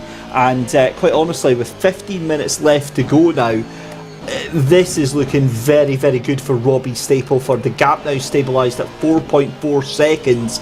But the fastest man on the track, I think, potentially this lap round could be Regan Mitchell. He did a purple sector 1, and it was an average sector 2 and 3. If he can get them hooked up, he did a 2:03.036 last lap round. That's just a stone's throw away from Charlie Crossland's 2:02.7. Yeah, Charlie Crossland's got the fastest lap in the bag at the moment, with 13 minutes and 45 seconds still remaining. But Regan Mitchell has just gone into the 2:01s, a 2:01.341. The number 69 Ferrari currently sitting in 7th position, a long distance behind Bobby Trundley. But you can see here that Daniel Hyde is ahead. Well, there's quite a few cars behind. I'm not too sure who's just behind him. I think that might be Bobby Trundley. Oh, that's a little bit of a wiggle there. No, that's actually Luke Pound. My apologies there. Then you've got Ben Brown, who's had to go avoiding to the right-hand side. There's Martin Buchan trying to get through. Oh my goodness me. This is what I said about eyeballs on stalks. Even if you're back marking traffic, you've got to watch out for those drivers around you, because you make one wrong mistake, as Ben Brown just absolutely wallops the curbs going through into the entry point of the chase. And who's just gone straight on? Was that Ben Brown? Yep, he clipped the curb, unsettled the car, completely missed his braking point, and he is off into the gravel, out of the race. And that is, again, an example of how quickly, Alex has said, you can go from hero to zero in the space of 5 seconds. And especially in the dark as well here at Mount Panorama, you can just see how quickly things can turn on a sixpence. Kieran Vidago was at the sharper end of the grid. He's currently running in P11, as we have just 12 and a quarter minutes left to go. Robbie Stapleford on his 23rd lap leads Dean Riley by about 3.2 seconds. Martin Buchan rounds out the top three ahead of Charlie Crossland, the current points leader coming into this round. I think he will more than likely extend his championship advantage going into Snetterton in 4 weeks' time. Nick Foster making his return to the championship, currently P5, but Bobby Trundley is closing in on him. The gap now is just over 7.5 tenths of a second, and Bobby Trundley just took 9 tenths out of Nick Foster. Well, this is starting to get a bit exciting, isn't it? As we've got a replay. This is Ben Brown coming through the chase, and you can see he just absolutely clatters that curb on the right-hand side, unsettles the car, and he has no way of getting that car stopped in time. I actually wonder, right, that is a little bit strange, because he does try to get it going again, and then the car just bogs down. So I wonder, either has he given up, or has he had a hardware failure? Yeah, it could have been a hardware or a software failure. Maybe the server kicked him out, who knows. But there is Bobby Trundley. Look at those sparks flying from that diffuser going through Oulton Park. He's on the ragged edge once again, half a second behind Nick Foster, and oh, he's nearly off going through Skyline. Oh my goodness, he was pushing. He thought, right, I've possibly got fifth in the bag, and that just goes to show once again how hard, when Mount Panorama bites, it bites pretty damn hard. It really does, doesn't it? And 10 minutes left to go. Now, what has happened with Robbie Stapleford and Dean Riley? Why is that gap down to 2.7 seconds? That was about 4 seconds a couple of laps ago. Is it because Stapleford's across traffic? It would appear so, and Riley's got that same traffic coming up shortly, but that gap has come down quite significantly there, Alex. Well, they're just going through, I think it's going through Quarry Bend, and Stapleford hasn't got traffic in front of him that much. They've just gone through past the number 28. That is Stuart Ross French. So the good thing is we've got 10 minutes of the race still to go. I think Riley, if he gets... So, yeah, you're just going to see very shortly. Let's see if we can see how... Yeah, you can just see how much closer Riley is getting now, going through into Skyline. We think Robbie Stapleford isn't that far ahead. Oh, I saw a glimpse of the back end of the McLaren just then, going through into the dipper. It's definitely getting much closer now. This is awesome, as Kieran Fidalgo gets a 5-second penalty in the number 4 Ferrari. But look, with 10 minutes left to go, this is getting a bit spicy now. I'm liking this. Well, considering the fact that Dean Riley took half a second out of Robbie Stapleford, I think the track's come to the Aston Martin. You know, look at it from this perspective: 27 kilos of ballast that Robbie Stapleford has been running with. Dean Riley has got nothing to lose but everything to gain. He's got no ballast on that car, and the thing is that one of the biggest things is what are the settings on the respective cars? How much fuel has Robbie Stapleford got in that car? Is he having to fuel save a little bit? Gap now down to 2.5 seconds. I think it's game on, because we could either see one of two things happen tonight, David. We either see a 4th race winner from 4 successive races, or we see our first 2-time winner of the championship. Well, it's going to be a night of firsts either way, and we've only got 8.5 minutes left to go to find out, Alex. And yeah, this has got a very different complexion of the finish. It was looking very cool, calm and collected for Robbie Stapleford, but maybe a little bit of pressure now that he hasn't had so far through the race, just mounting up. And again, they're going to be coming up on some lap traffic. In fact, Robbie Stapleford straight onto the back. I think that is the 105 of Bradley Brockies now that he's got in front of him. Oh, and a little bit of clip of the wall from Bradley. That's going to hold up Robbie just ever so slightly. This is starting to get a bit sketchy here. I've just seen, there's Dean Riley. Dean Riley's now going to try and, Brockies has got to get out of the way. Riley's flashing the lights. Good spatial awareness on that particular occasion. That could be the underside of the suspension that's just caused all those sparks to fly. They're getting a bit more prevalent now in the nighttime sky, as the service time now approaching 9:05 in the evening here at Mount Panorama. Darkness very much sets in. It's a bit of a reverse of the Liqui Moly 12 hours, whereby they start at like 5 in the morning and it's pitch black, and then it goes into the daytime, whereas here tonight we've ended up into the night time, and the gap now 2.3 seconds. And who's going to be the bravest of the brave? I'm just keeping an eye on their entry speeds into the chase. Dean Riley was a little bit quicker through the chase and also a bit harder on the brakes. So I think now that Stapleford is going to be a little bit, I wouldn't say worried, I think he's going to be aware of now he'll see that Riley's right there with him, and the gap now is what, 2.2 seconds. It's about how hard Riley can push in the next 6.5 minutes to close that gap down to Robbie Stapleford, as Bradley Brockies now ends up in the pits. Yeah, I think Bradley Brockies is going to be out of the race there. He's lost the position that he was in. But yeah, look, Dean Riley is absolutely giving it everything that he possibly can, and rightfully so. You can see that 81 of Robbie Stapleford just up the corner. They're coming through Quarry Bend for the 25th time of asking, and it's the Simsport Racing Noir driver who has got all of the cards up his sleeve right now. I think the word I would use is potentially rattled for Robbie Stapleford, but he could also be just managing the pace. He could very easily have this within his grasp. There's certainly, it doesn't look like there's going to be any more traffic. In fact, I take that back. There's the 26, is it, of Sean Campbell, and the number 85, I believe that it is, just up in front, if there is such a thing. Squinting at my little timing map. That's 88. That's Charlie Purr, who's rejoined the race in 25th position. So they're going to come up going through Forest Elbow, and literally the thing is that probably what they've had to do is they've had to back off slightly because they don't want to run into the back of the opposition. Now there you can see, look, that's on the same straightaway. There is Dean Riley in second position, and Robbie Stapleford, what's the distance? It's now less than 2 seconds, 1.9. So yeah, I think the word rattle could be probably the best adjective you might want to use there, David. But now Riley has this chance, and he could really put the wind up the sails of one Charlie Crossland if he gets a victory. If he gets second here tonight, it's still 20 points.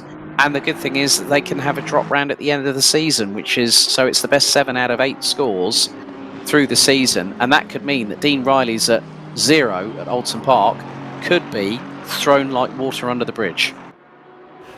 Let's have a think about this then, Alex. 4.5 minutes left to go, 1.8 seconds, and the gap closing by half a second a lap. What do we think is going to happen as Kieran Vidago get a little bit scary out there? He's pushing a little bit too hard in that Ferrari. Yeah, and he's actually closing in on Paolo Tempera, but the thing is that Vidago will need to pass Tempera and then get a 5 second time advantage to stay ahead. Now that's easier said than done with just under 4 minutes on the clock to go. Again, the interval between Robbie Stapleford and Dean Riley, half a second a lap. We've got 3 minutes and 40 to go. We're running at 2-minute laps. I think Riley's really got to pull something out of the magician's hat right now, but he's as Paolo Tempera now right on the back. Is that Mark Neutelings? That is. What on earth has happened to Mark Neutelings in the meantime? Oh my goodness, 3 wide in the night, and there goes Kieran Vidago on the inside of Mark Neutelings. There's Paolo Tempera. Talk about fire and brimstone in the middle of the night here at Mount Panorama. It's 3 wide coming down Conrod Straight. I've never seen that before. Wow, that was scary stuff, but what absolute respect from all the drivers. What ability to keep things going, keep things on the black stuff, and keep things the right way up. I'm also keeping an eye on that battle now because that looks like the number 81 of Robbie Stapleford right on the back of one of the lap cars. In fact, that's the 88 that's just moved out the way, but now on the back of that, I think that's 28 of, is that Stuart Ross French, or is that 26 of Sean Campbell just up in front of them? We'll keep an eye here, but this is still side by side coming up the back straight here. The two of them fight out. That is Paolo Tempera and Kieran Vidago. This is a proper heavyweight bruiser match going on right now, and neither one of these cars wants to give up, and a little bit of flashing lights from Kieran Vidago in frustration. Forget the rumble in the jungle with George Foreman and Muhammad Ali. You've now got the rumble at the mountain here at Mount Panorama, as it's all flotsam and jetsam as they're trying to get past Chris Wilson. Kieran Vidago does get through after the Audi of Paulo Tempera, who's looking on course for his best finish of the season, the Portuguese driver in 9th place. 2 minutes to go, and I'm just now going to see where is Robbie Stapleford and Dean Riley. The gap now down to 1.8 seconds. They're just about to go through Reed Park and then into Solomon, then McPhillamy. So we are pretty much, I think, on our penultimate lap. We're on lap number 28 out of 29. As a little bit sideways to the right-hand side for Paulo Tempera. Kieran Vidago using the old flashing lights technique to try and keep ahead. But the thing is that Vidago, even with the 5-second time penalty post-race, will end up behind Mark Neutelings and will end up in 11th position at the flag provisionally. But Vidago, not one to be scuppered, looks towards the inside, going through into the chase of Paulo Tempera. Has he got the pace on Vidago? Or the pair clash and Vidago exits stage left. Oh no, it's all gone horribly wrong for Kieran Vidago, but he's still going to probably end up at around 11th position as we have 60 seconds on the clock remaining. Dean Riley, what's the gap between him and Robbie Stapleford? I think it's still very much stabilised at 1.8 seconds. Good to see that Andreas Pettersson is enjoying the stream as well.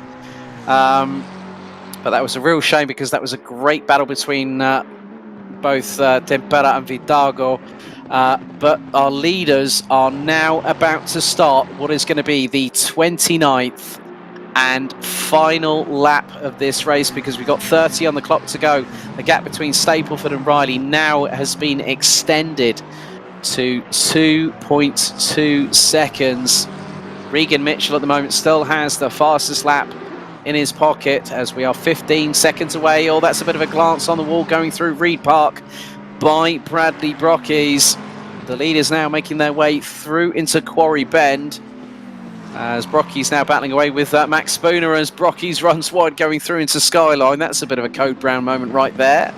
But it has been a pretty interesting 1 hour race. We had the rain to start. It all then decided to peter out. The rain went away. We still had clouds up ahead, but now we're at an optimum track. And it was wet tyres to start, slicks to finish, as Brockies and Spooner going through Forest Elbow for what could be their penultimate time, as the timer has officially struck 0. But the lead now, there's been a massive development because Robbie Stapleford has got the light at the end of the tunnel that he wanted. Dean Riley is a bit further than 2.2 seconds behind because Robbie Stapleford coming out of Forest Elbow for what is going to be the final time of the race. And he's done exactly what he needed to do. There he is, the number 81 running in P1. Riley is about 1.9 seconds adrift as Stapleford down Conrod Straight for the final time. 29 laps about to be completed. And we ride on board with the Zansho Simsport 2 driver.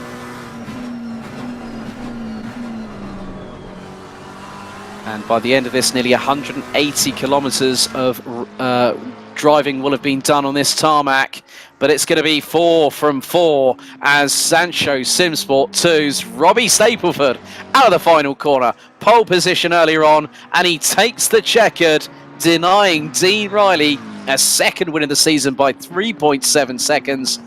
Martin Buchan very shortly will come across the line. There he is. It's going to be a maiden podium after 4 races of trying. Martin Buchan out of the final corner, and he gets a podium for eTeam Vasara. The Lexus came good here tonight at Mount Panorama. Charlie Crossland will extend his championship lead. He's now making his way under the Maguire's Bridge through into Murray's Corner. Sparks flying from the back end of the Mercedes. He will extend his championship lead. Takes 4th at the end of it all. Nick Foster back once again in the saddle. The number 13 from Zansho Simsport under the Liquid Moly Bridge. Through into the left-hander here at Murray's. And he's going to round out the top 5. Sean Campbell in 12th. Stuart Ross French in 13th. And Bobby Trundley does a P6. So nearly could have been a top 3 finish for the Team BRIT driver. Regan Mitchell from pit lane to 7th position. And What's more, he is the man with the fastest lap of anybody in this race, a 2-minute 0.009, and that gives him the fastest lap award of the race. And we still have a battle here. Now this is... Oh, hang on a second. Well, Rich Smith is going to be on his way from pit lane to 8th position, but there is Paolo Tempera, has gotten ahead of Mark Neuslings. Well, I never. Paolo Tempera looking at a top 10. And Paolo Tempera, the Portuguese driver, is about to come through out of the final corner, and he's going to pit Mark Neuslings to P8 at the end of it. Kieran Vidago will cross the line, finishing in 10th, but 4 from 4, David Christie. Where on earth do we start from on that race? Well, that was an absolute belter, as we would say up here. That was a fantastic race. Robbie Stapleford held honest until the end there. And, you know, credit to Dean Riley. It was coming across Dan Hyde at the end, the number 2 car. Lap traffic, worst possible time, extended the gap. And, yeah, look, Robbie deserves all the credit for tonight. It was a great race, great extension of get some more championship points. And, look, it's difficult to see past Robbie for the remainder of the season. The quality is on another level. And it is very, very difficult, but huge props as well to Martin Buchan getting his podium tonight. Yeah, indeed. So 4 different winners from 4 different races. The streak continues here. Sounds very familiar, doesn't it, David, with the previous season? It does. It's like deja vu, isn't it? Except it's I think that this season, though, is hands down way more intriguing. I think there's way more moving parts behind the scenes, Alex, and yeah, it gives itself a storyline as we hit the halfway mark of the season. Yeah, who knows what is going to happen in these final couple of races. Right, well, hopefully... well, actually, let's get things underway with our interviews. Let's bring him in, the youngster from Zansho Simsport, our 4th respective race winner. Let's bring in Robbie Stapleford.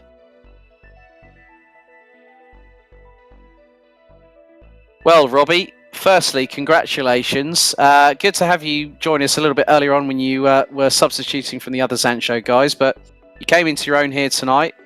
Pole position decided by a whisker, and you took the victory after what was a very topsy-turvy race. Well done tonight.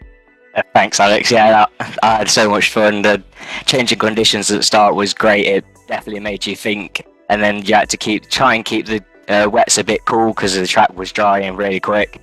And obviously, because you had a tyre pit window, you just had to try and edge them ever so slightly closer to the pit window. And as soon as the pit window opens, pit straight away. And then we pulled, and then they came out of the pits, and like 2 laps, I started flirting with the walls, and then eventually I hit them, got like 20 seconds of damage. And then I was like, well, I just need to try and keep this gap to Dean. And then luckily the back markers kept on getting in the way, sort of thing. And yeah, I brought it home. Yeah, I mean, just a fantastic job. I mean, did you think that at some point that Dean had an opportunity that he might be able to close the gap in? But it really, we were thinking, oh, hang on, it's like 2 seconds. He was taking half a second a lap out of you. Was it more a case of just bringing the car home and just conserving it, not making any mistakes?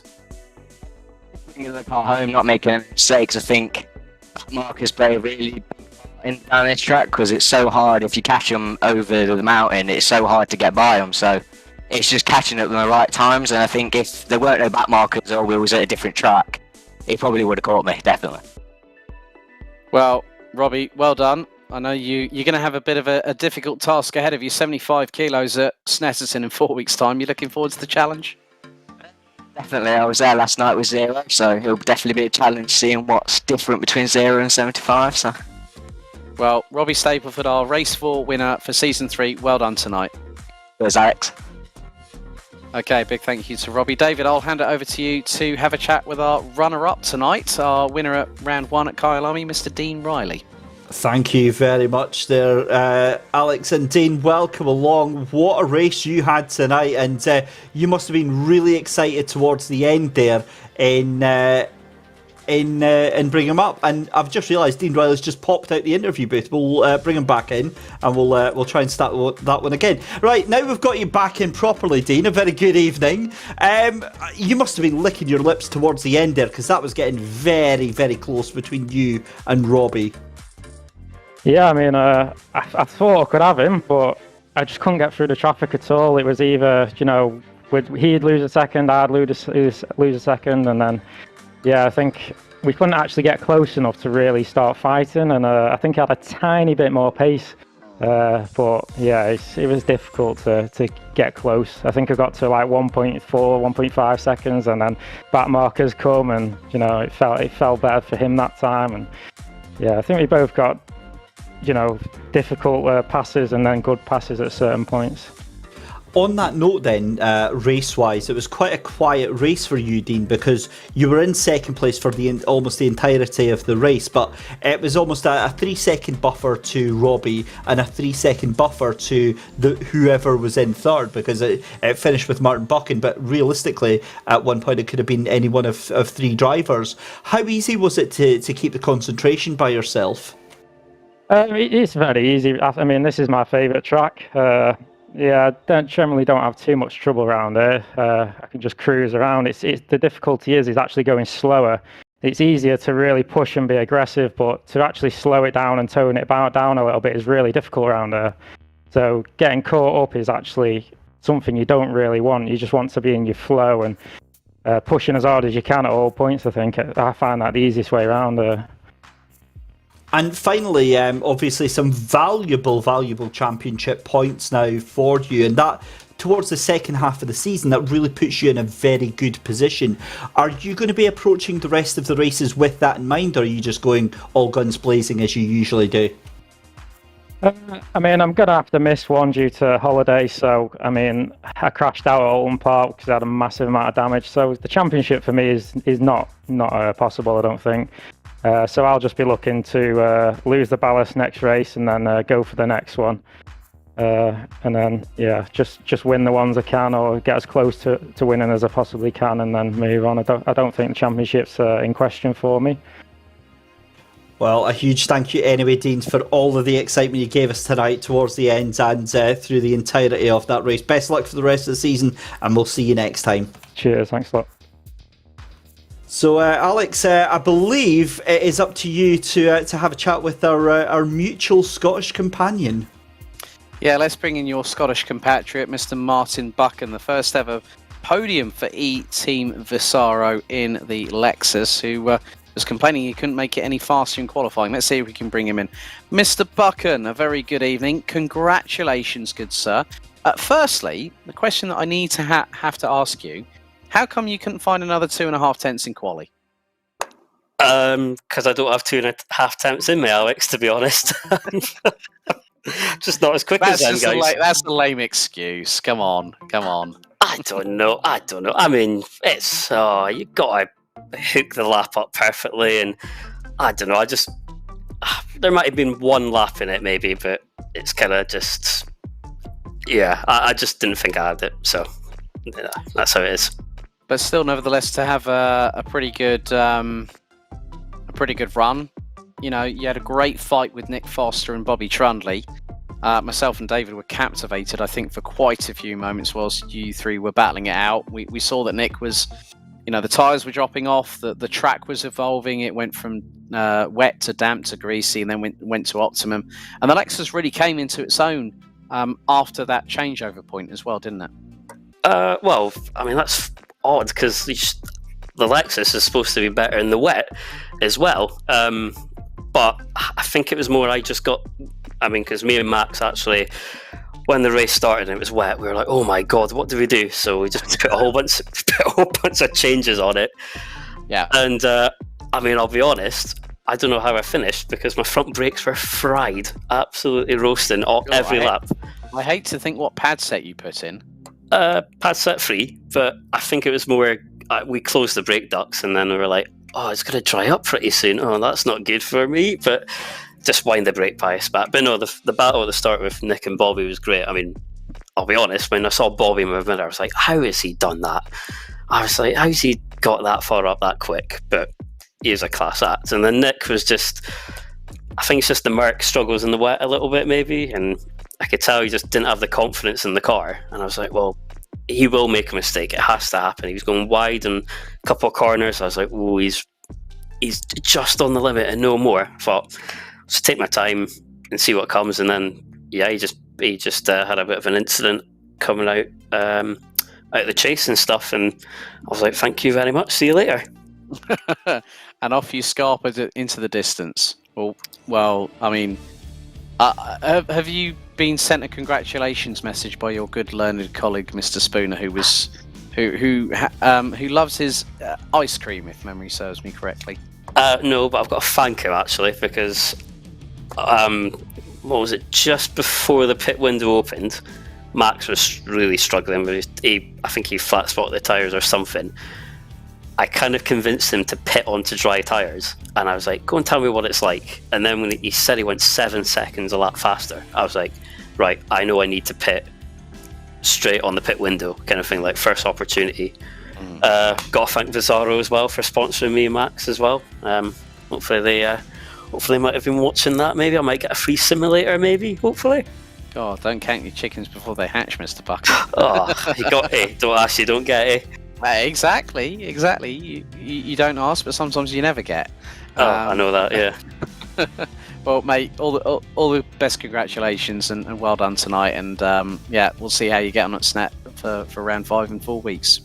Cheers, lads. Cheers, Alex. Cheers, David. Keep up the good work, lads. Well, there he was, the man, the myth, the legend, your good Scottish learned colleague, Mr. Martin Buchan. It was a great job, wasn't it, by him? It was, in a way, but I've got to be honest, I was quite disappointed with his performance tonight, mostly because I didn't have anything that I could pick holes and fault him for. Look, we have a lot of banter, and I've got a lot of love for Martin, and I'm beyond delighted to see him getting the type of result he deserves. He's part of the banter and part of the mockery comes from, like, jealousy from me, absolute jealousy at how fast he is, and it's no matter what he does the real life karting, he turns his hand to many different sims, and he's always like really fast. So yeah, great to see the result tonight, and yeah, long may it continue. I hope he gets a string of really good results for the rest of the season.